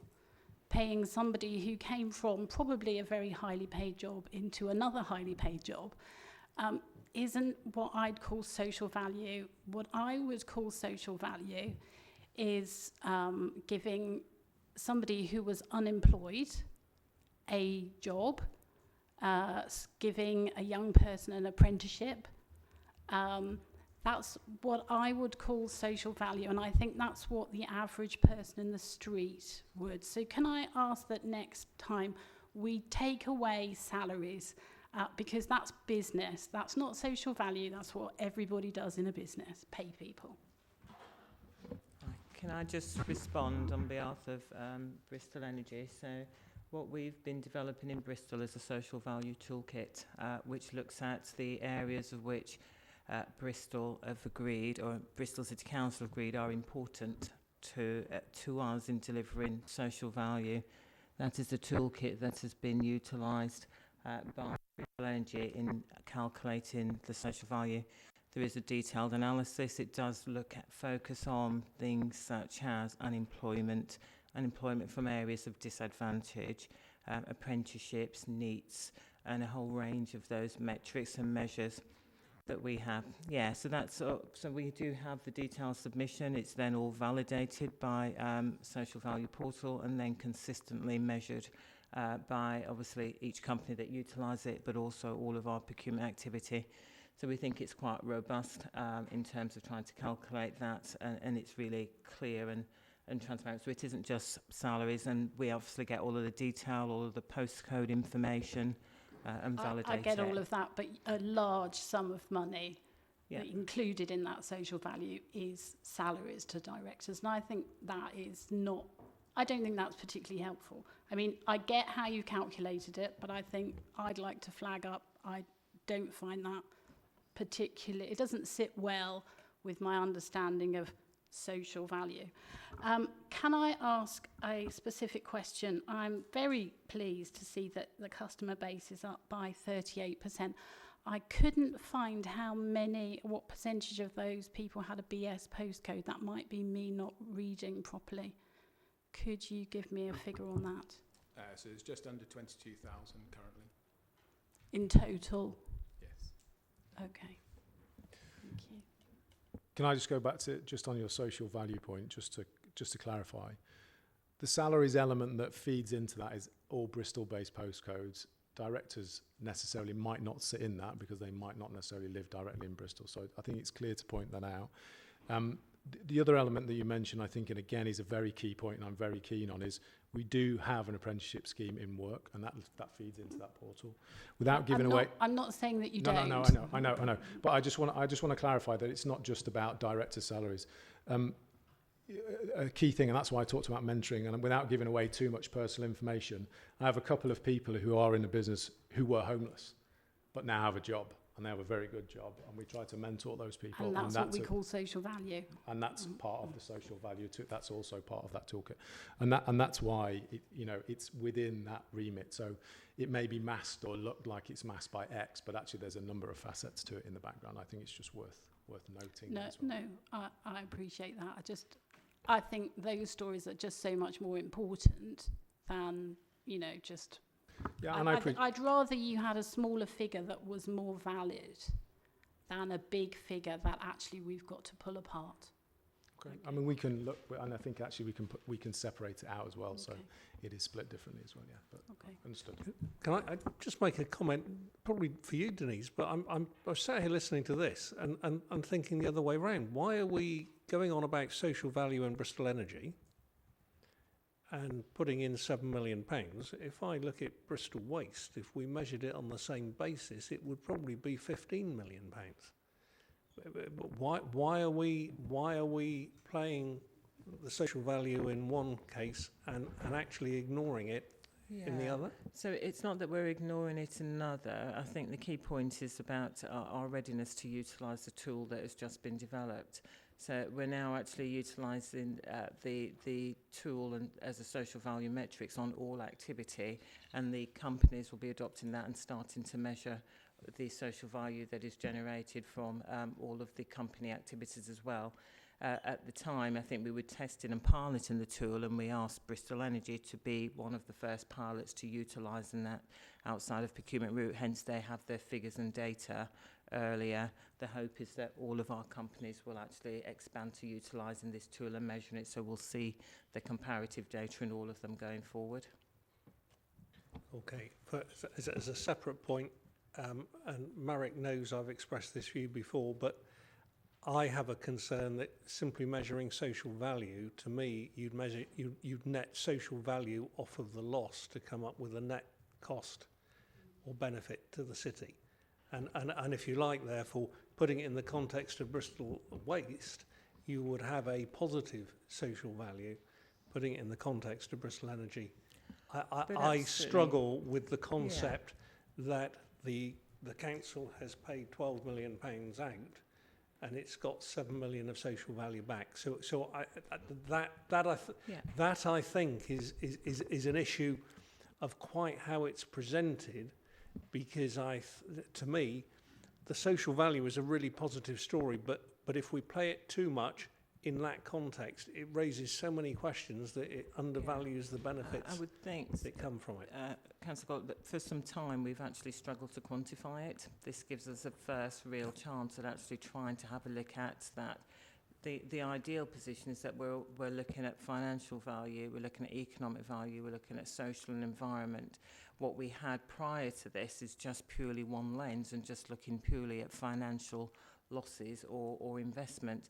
Now we have the ability to start to see the social value being generated and recognising that there is a need for that to grow and expand, and it's going to be a direction of travel and a journey. Marek had indicated that their aspiration is now to build and grow that, but you need to have a baseline and a starting point. This is trying to be transparent about where we are now, where we hope to be, and actually gives us a clear focus on what it is that's important to us and where we want them to focus on delivering some of the social value. So I think it's a good starting point, and it gives us more information than what we've had in the past.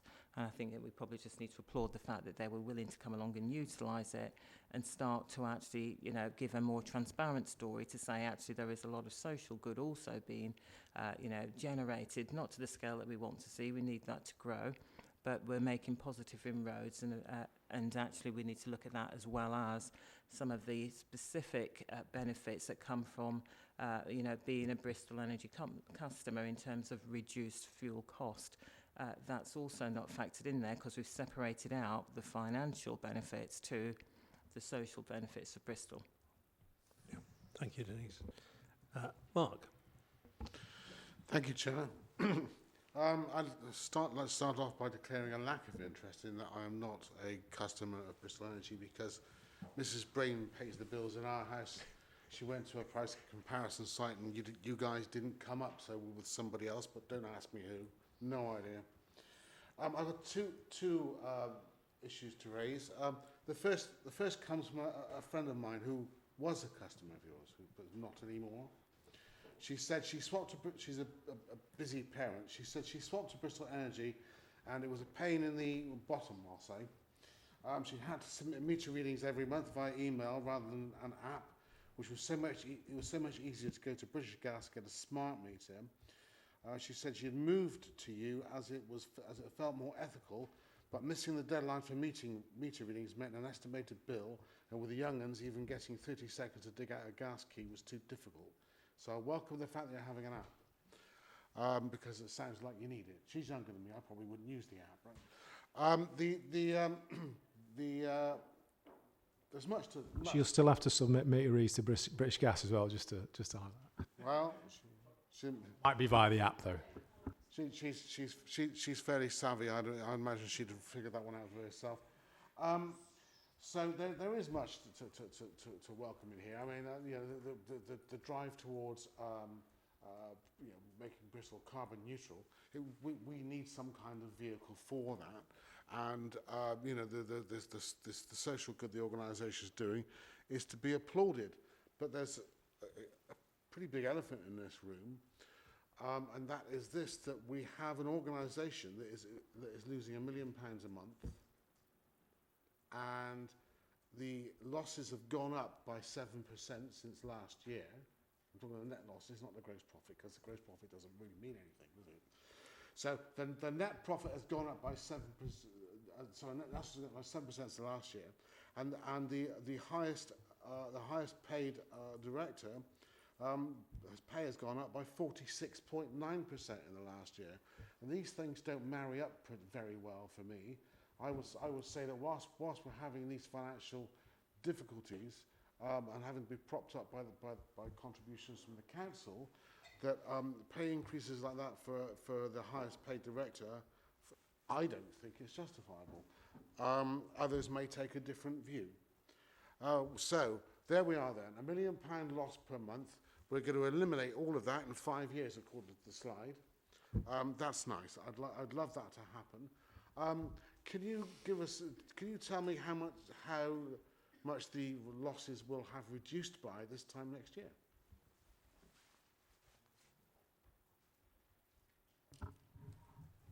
So the losses will reduce next year. We can guarantee that. I'm not privy in public section to state exactly what our business plan states, but I can tell you that they will reduce. could you, in that case, as you clearly have a plan, we may not, you know, commercial sensitivity and all the rest, we should, even we, I should probably shouldn't see all of it, but it's going to be 5 figures you've got to give, right? So year 1 it goes down to this, year 2 goes down to simple table. Can you send that to the members of the committee so that we can see how it's going to reach 0 and go into profit in year 6, please? Yes, I don't see any reason why we can't do that. It is in the business plan that was shared at the last scrutiny committee. Yes, I was going to say for members who want to see it, we can share with you the exempt business plan that was approved in April and show that under the usual arrangements for exempt information. Within that, there is a table that clearly shows the 5-year profile. Okay, that's good.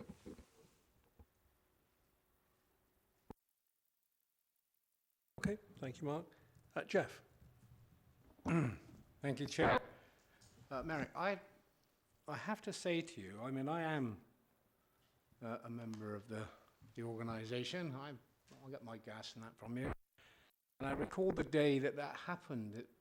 I was visiting galleries as the city's Lord Mayor, all gowned up, and noticed the stand in there, and I thought, excellent opportunity. Let's do it. And I signed up straight away.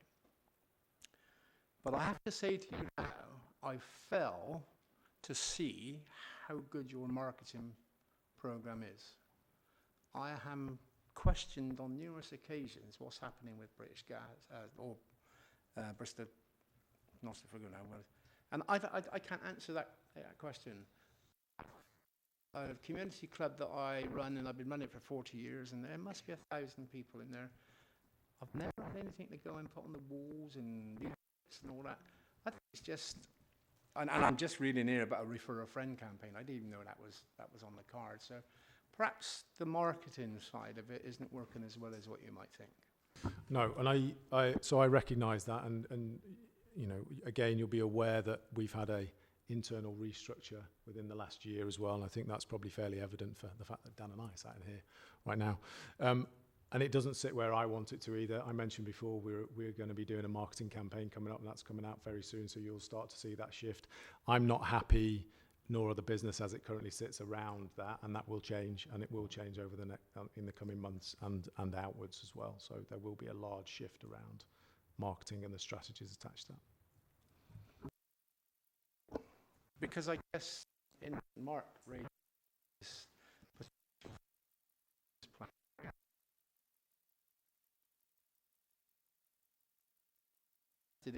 marketing. I mean, shouldn't you be banging on everybody's doors and in every single way to get people signed up? Because you ain't going to do it just. There has to be a positive attack. I'd say watch this space in the coming months, because you're about to see some. I don't think people like door knocking is one thing, which from an energy supplier. So, but you will see a big difference coming out in the next couple of months. No, that was just said in. I know. Yeah. I'm just using it as a. I will watch the space, Mark. Thank you. Yeah.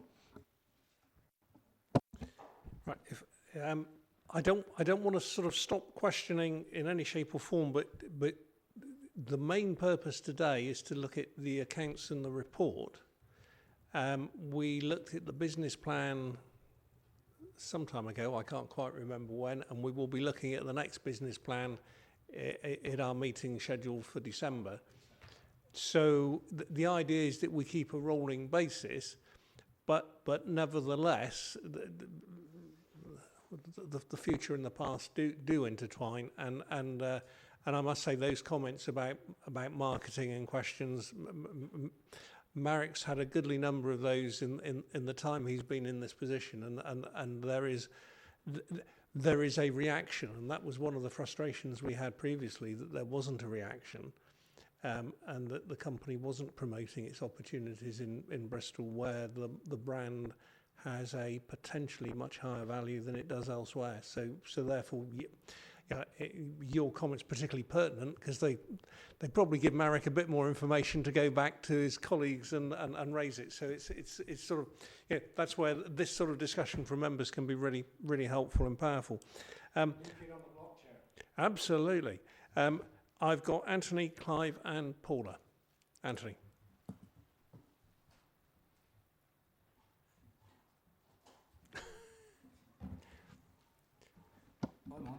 Okay, thank you. Are you all right? Oh, I'm not.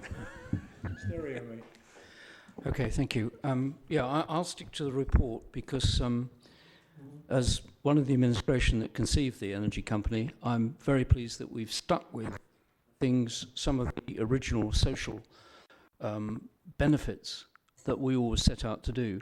But those are what I actually see as social value.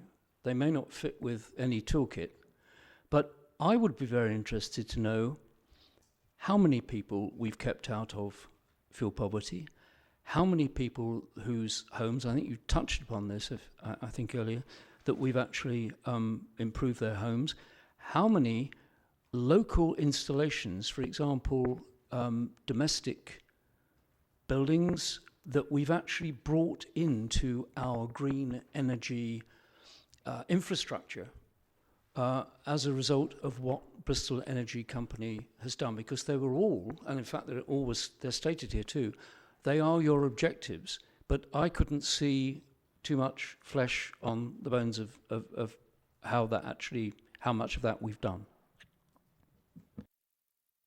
It's probably fair to say that an element of that I can't answer right now, and I'm happy to take those questions away and answer them separately. As part of my role in the business, it's to upskill and bring in people in order to help answer those questions, and that's actually what we're in the process of doing at the moment. We've recently recruited someone around the head of insight to actually start providing more insight into the market and give feedback to us around the strategic decisions that I need to make. So I'm happy to field those questions separately and answer them. I don't have the information from me right now. Well, I'm glad we've managed to find something that not done that you acknowledge, but it would certainly be very valuable if we had that information in future, because it's the sort of questions that most people would ask, I think. So that would be valuable. If we work on the basis of the fact that there's magic just around the corner, as you said to Councillor Lovell, and you're looking to break even in 5 years, do you really see that that's doable without a white knight, which is the City Leap programme? And I think that's my question. If there were not City Leap, which is actually the elephant in the room, are you absolutely certain you'd be able to deliver in 5 years into profitability? And frankly, have we got that long? So I think I'll ignore the City Leap side of it. As I said before, this is about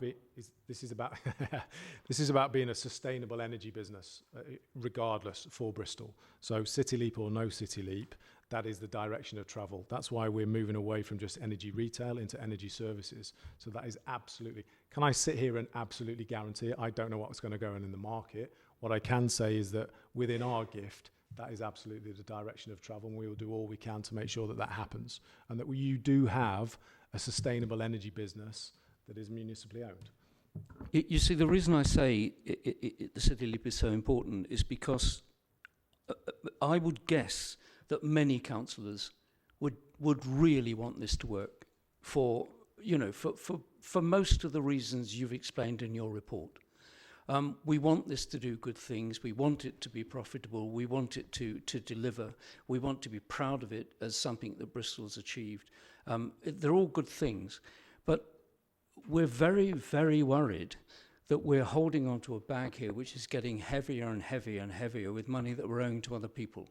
And it's very worrying. It seems to me, if I had to make a decision here and I had to go back to my group and explain my position would be, I want this to work, but quite honestly, at the moment, I can't see that it's going to. And the only thing I think that could make it work is the City Leap, and we don't know too much about that either.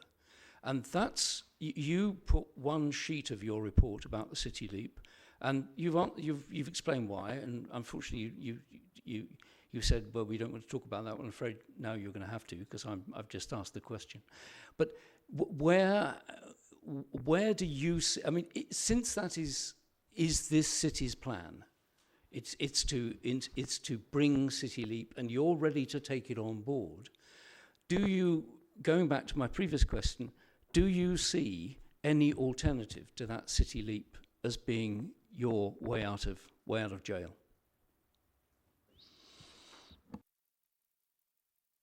No, that's fine. I don't want to end up in jail. Is the first part call.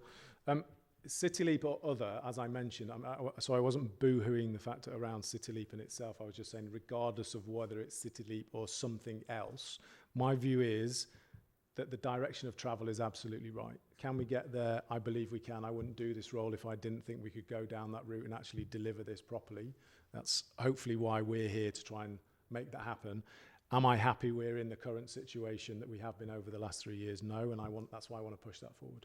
So whether it's City Leap or something else, the direction of travel towards energy services is absolutely the right way, and that's directly the way we're going in terms of the business. Okay, I think just one final question. Hang on. Can Mike just? I'm so sorry. With a comment. Thank you, Chair. And it is just to reinforce what Marika said in response to your question, Anthony, so it's probably better that I say it now, because to some extent your question is one for the shareholder, because it is about the strategic direction that we're giving Bristol Energy. But I fully support Marik's answer, which is we're doing, in a sense, we're asking two things of Bristol Energy. We're asking it to be as efficient, as effective, and that includes financially as it can possibly be in the short to medium term. Hence, it's right that they've got a 5-year plan to reach sustainability. But the shareholder, Councillor Cheney, myself and other senior officers have been on record as saying there is no future for Bristol Energy as an energy supply company. It has to make the transformation to an energy services company, and the best way to make the transformation to an energy services company is as part of City Leap. That's the steer we've given Bristol Energy. They're working very closely with us now on the development of the City Leap prospect. So I think we would all agree, actually, that the long-term future viability of Bristol Energy is about the transformation to energy services, and the best opportunity we've got for the company to make that transformation is through City Leap, if that helps. It's very helpful, and it's certainly a lot more succinct than my question was, so thank you for that. What my final one, very, very brief, is whichever route, and I accept what Mike has said, in terms of the fact it's going to be a melded process, it's going to be going forward together, I'm quite sure of that. How much effect do you think our present situation with Brexit is going to make on our ability to deliver that? That's both the twin tracks of, you may want to answer half of that, the City Leap aspect and the energy company aspect, both of which I think have quite a dangerous path ahead of them in terms of Brexit. Well, that's a very open-ended question. I was just going to say, Anthony, I think that's a really unfair question, because I don't think anyone here or anywhere else is capable of answering that. But that won't stop us letting Marek have a go. But you were going to answer exactly the way I was going to say. So. You can answer as unfairly as you wish, but please answer. I think what we can add to it, though, is that we have considered the ways that Brexit could impact us. And I think as a largely UK energy supplier, we are largely insulated from the expected effects of it. But for those effects that where we think it may affect us, we have taken mitigating actions as well, but relatively limited.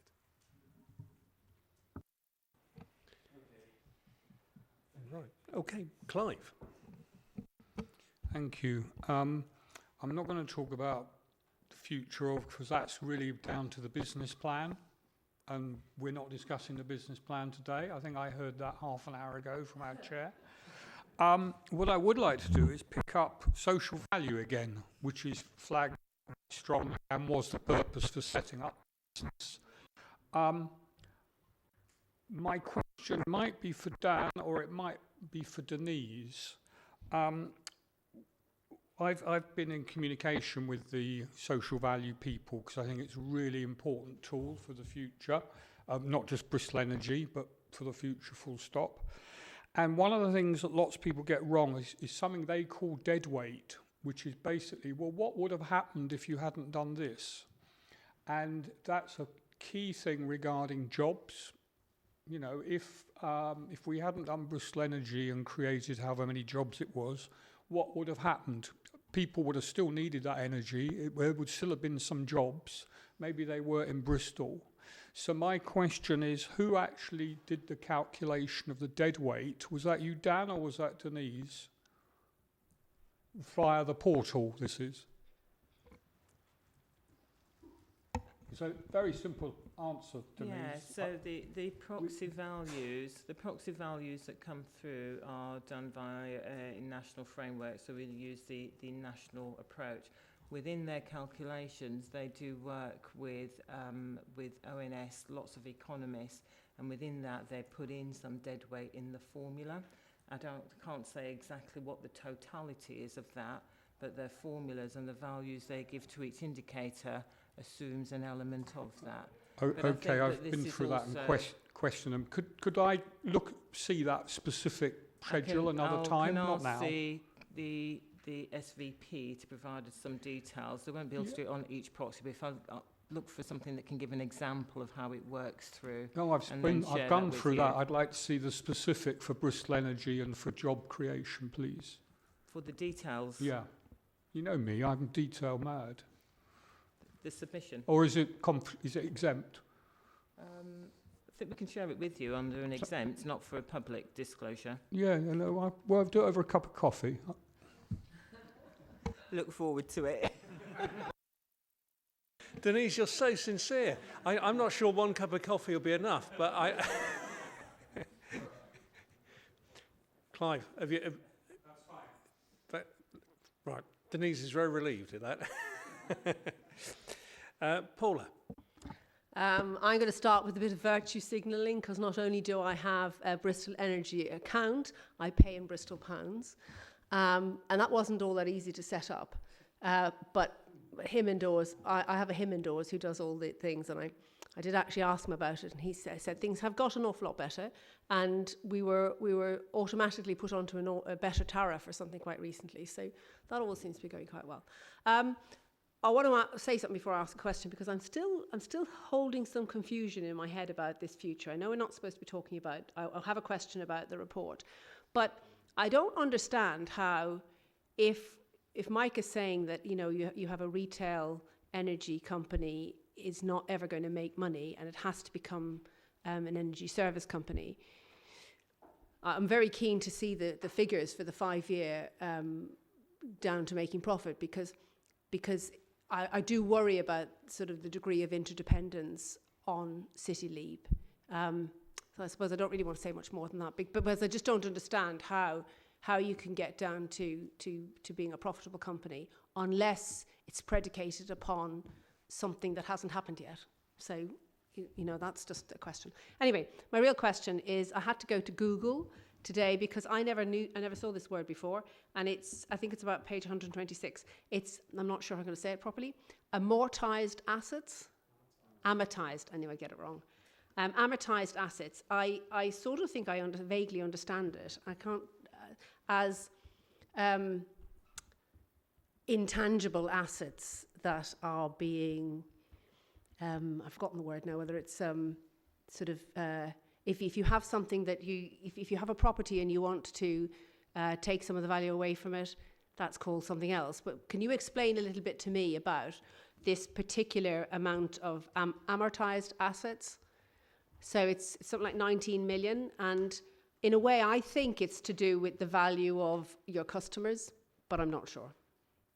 So you tell me. Sorry, could you just clarify where in the accounts you're looking? Page 126, bottom of. Sorry, is that? It's one of the notes. I don't have access to your files. So I'll tell you, I'll read it out to you. I understand the 126. So it's financial instruments, note 20, and it talks about financial assets measured at amortized cost, comprise debt, debtors, and all of those sort of things.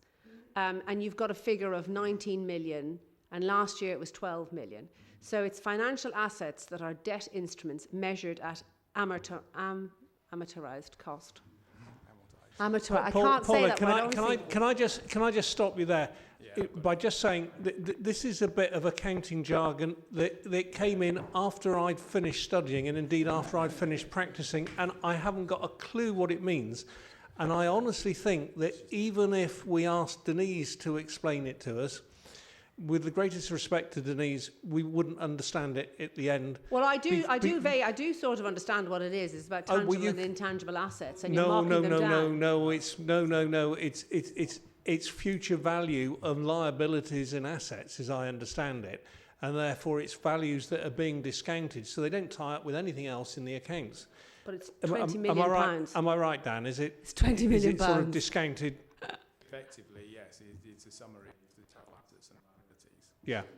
So I suggest not the impairment, that no. you ignore that. Would I be right in suggesting that you ignore that note and actually look at the balance sheet? Because the balance sheet is in real money, not accountants' discounted figures to comply with a standard that no one. Okay, well, just tell me why it's gone understands. from 11 million to 20 million, and if that's a good thing or a bad thing. Because it's gone up. Because we invested 12 million pounds in the energy company because of losses. So the debt has gone up, I think. Yeah, effectively. So as the business is growing, kind of both the assets and the liabilities side of the balance sheet are growing. And so kind of the amortized version of that is increased as well. So it's all to do with the growth of the business. So increasing is a positive? Yes. Okay. I think I'm going to have to go back to Google, but thank you anyway. And Denise is looking relieved because it's easier to have a cup of coffee with Denise than it is to have a cup of coffee with Paula and explain that one, I reckon. Anybody else have any questions that we might all understand? No? No, go on. You sure? Okay. Brenda, I know you have to go. What? Oh, well, I was actually just going to suggest we had a comfort break. So if we can take a 4-minute comfort break and then reconvene on the holding company, that will be really good.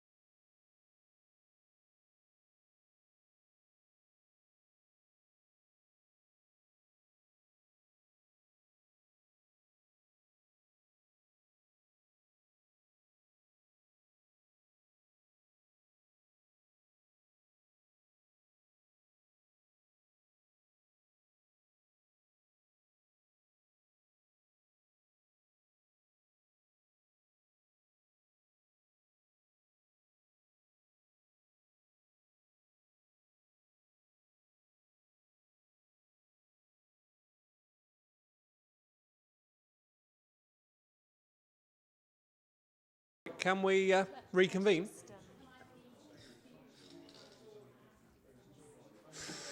Ooh, go on then.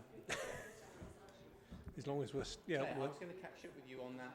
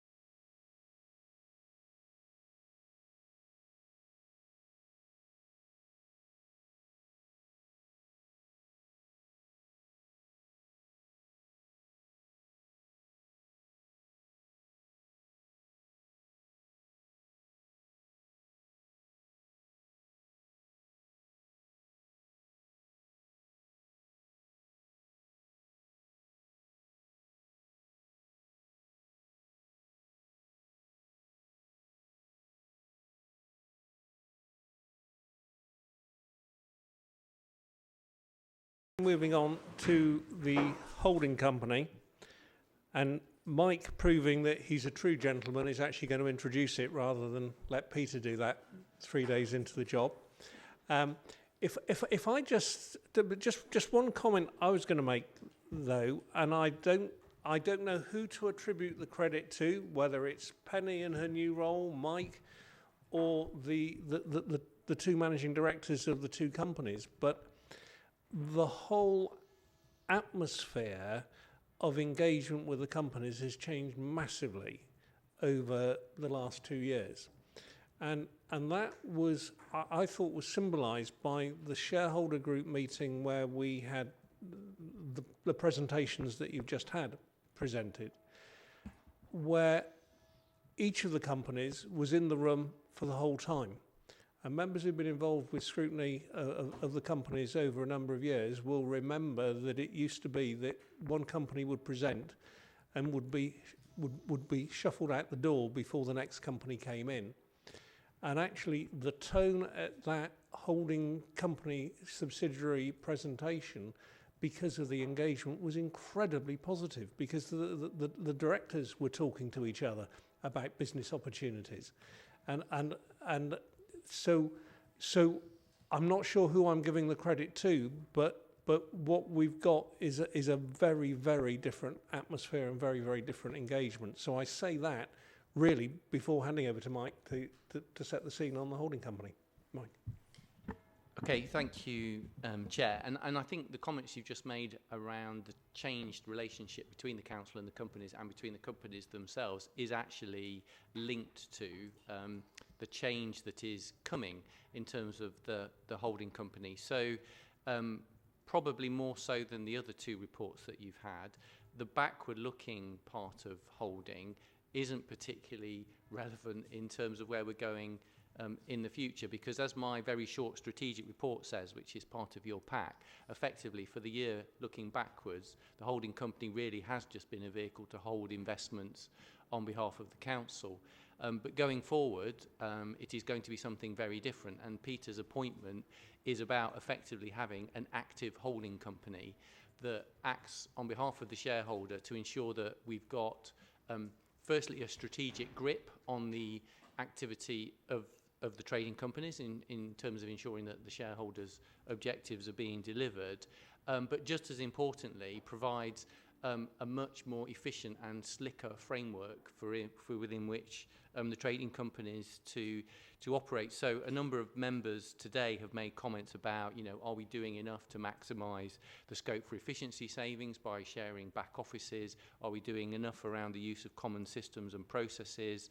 And are we doing enough indeed to exploit the synergies that actually exist between the activities of the companies? And I think the answer looking back was no, we weren't doing anywhere near enough of that.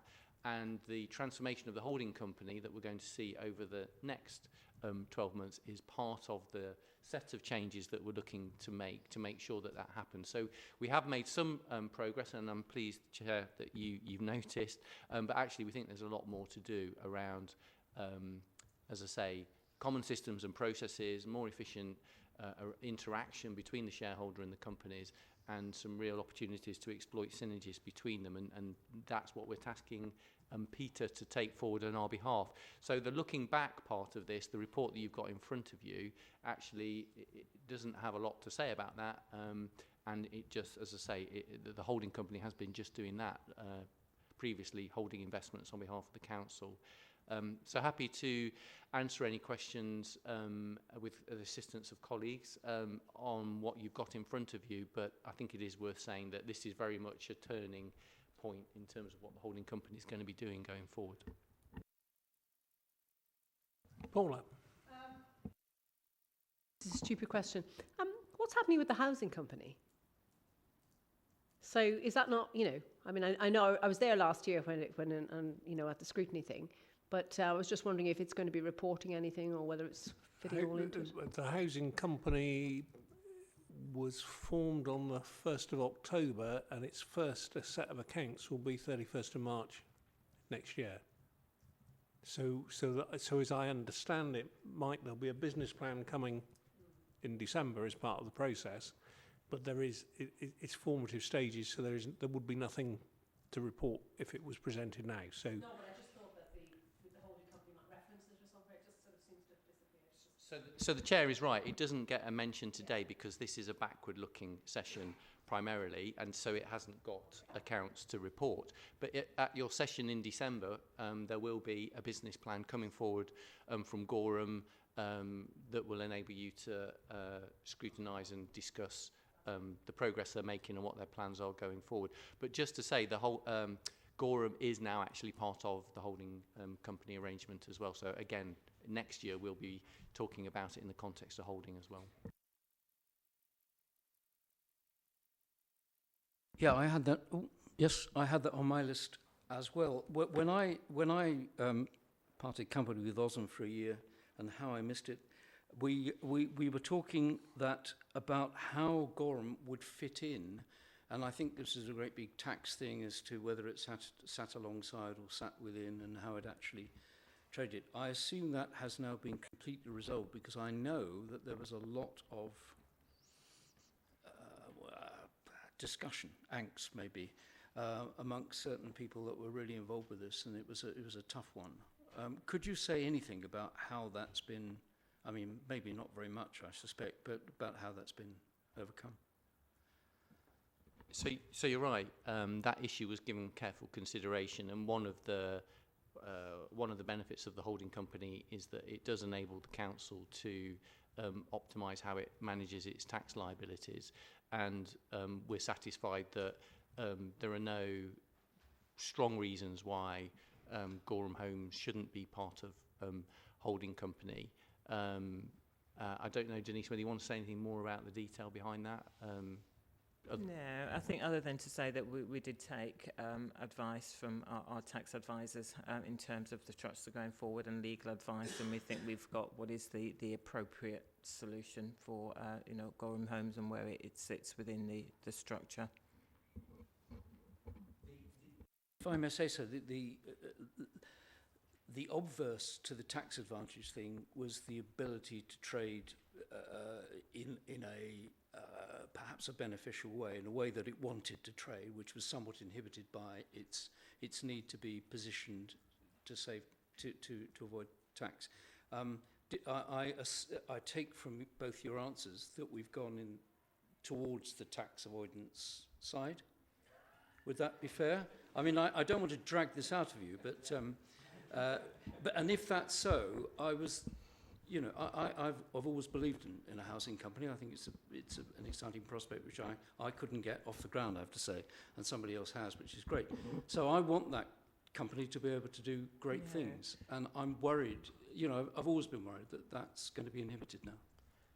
So the structure in which Gorham sits in holding doesn't inhibit it from trading. It's a DevCo, and as a result, it will actually be a development company and will trade in the normal route.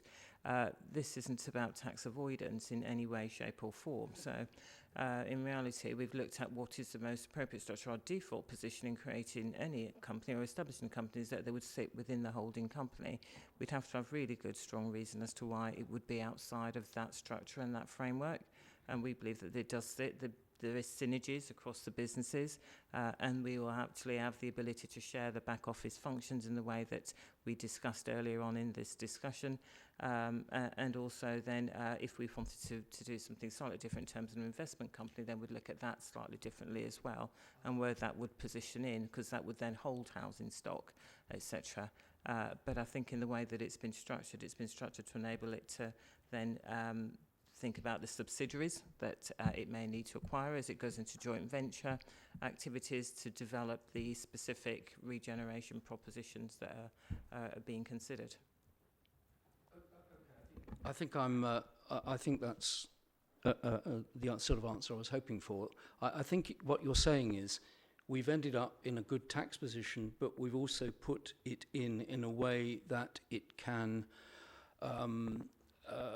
spread its wings a bit and perhaps diversify a bit, depending on how it goes forward. And that may mean that the subsidiaries or the new shape of that company may then be reconsidered in terms of which aspects would be better outside. Would that be a fair summary? I think that for each of the development propositions, there will be joint venture arrangements that would look at what's the appropriate model for that development, but the subsidiaries would then be formed below that. So that's on a sort of project by project basis. Yeah. Yeah. Okay. No, that's fine. I just wanted to talk a little bit about the financial aspects as well. I missed last year's accounts, and it was a tragedy. But I do notice that there was a write-off last year of 11 million quid, and there are two aspects of liabilities in this balance sheet, which did seem. I would perhaps like some explanation of. They did seem to be considerable. And I wondered how a holding company managed to create liabilities of that extent. Sorry, is this, Councillor Negus, in reference to 2018, the 11.5 million amount written off? So that's in relation to its impairments. So all of the shareholding activity is filtered through the holding company and then into our subsidiaries such as Bristol Energy, Bristol Waste. So whenever we're investing any money in our companies, we invest that money through the holding company, then it consolidates all of that back. So where we write off, this is the impairment based on the investments that we'd made to that point and then the impairment of that investment. Okay, doesn't that mean that the two other companies, we've talked about their balance sheets as well, doesn't that mean that they're being shown more favourably because the holding company is taking the entire hit? But that is a structure where you have an holding company in place. So in reality, it looks at the entirety, but the holding company is where the investment is made. And therefore, it's where, when we're accounting for that investment, we'll account for the impairment of that investment in holding. Would I be wrong in taking that answer as a yes? In other words, shall I? I don't think it was. It wasn't. It was the answer to what you were questioning, but not the answer to your question. So to put it would you like to ask my question for me in a better way? No, if I put it in context, the council lends money to the holding company, and that's either in loan or shares, and then the holding company lends money on to the companies that it's investing in, which is Bristol Energy. So it's not concealing anything, but the liability is in two places, because the liability, Bristol Holdings owes the money back to the council, Bristol Energy owes the money back to Bristol Holdings. So a similar sum of money would be shown up across both the other company accounts. There's no money. Bristol Waste doesn't fit into that. There's not money lent to Bristol Waste, other than possibly a bit of working capital. Then, so in Bristol Energy, but it doesn't trail through because part of it's preference shares and part of it's loan. So it does all reconcile, but it doesn't. You wouldn't quite follow the figures. It wouldn't be the same in holdings as in energy because part of it goes to shares in the process. You've got absolutely the heart of my question, Jeff. I couldn't see that figure. That's why you couldn't somewhere see it. else, and I felt that the holding company was being used as some sort of I don't know, stockpile or whatever, or offshore. No, it goes through, and I promise you. Well, the last time I checked it out, it did reconcile with me without me even having to ask Denise to explain it. So I can assure you it's there, but the inevitability of having to account for it in a way that works means it's not as straightforward as any of us would like it to be. Never asked. Thank you. Can I just pick one point as well? When you were talking about tax, Anthony, can I just just say what I see the position as being? Because I don't believe the decision for the structure is driven by tax.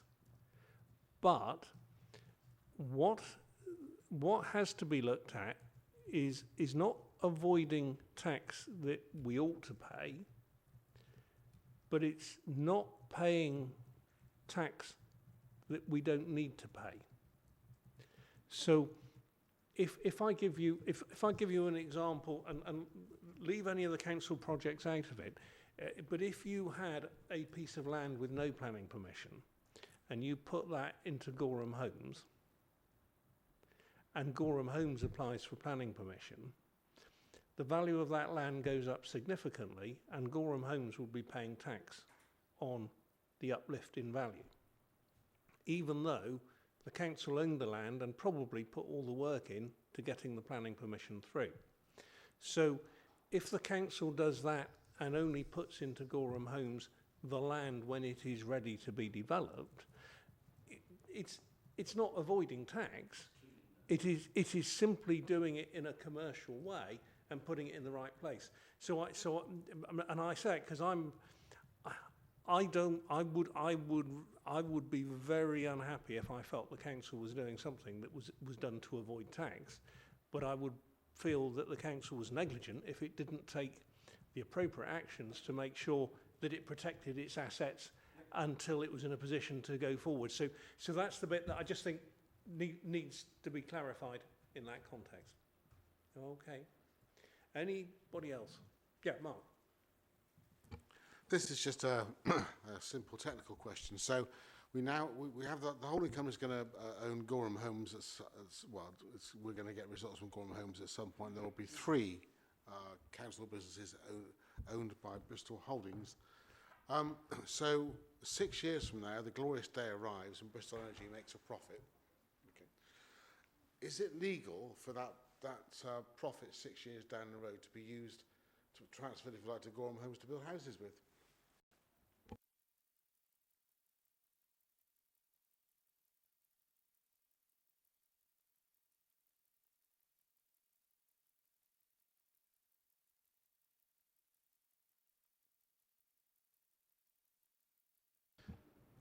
Right.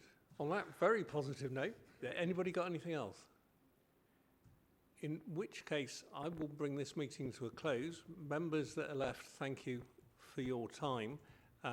Officers, may I thank you for your time, and directors most particularly. Thank you for coming and sharing with us.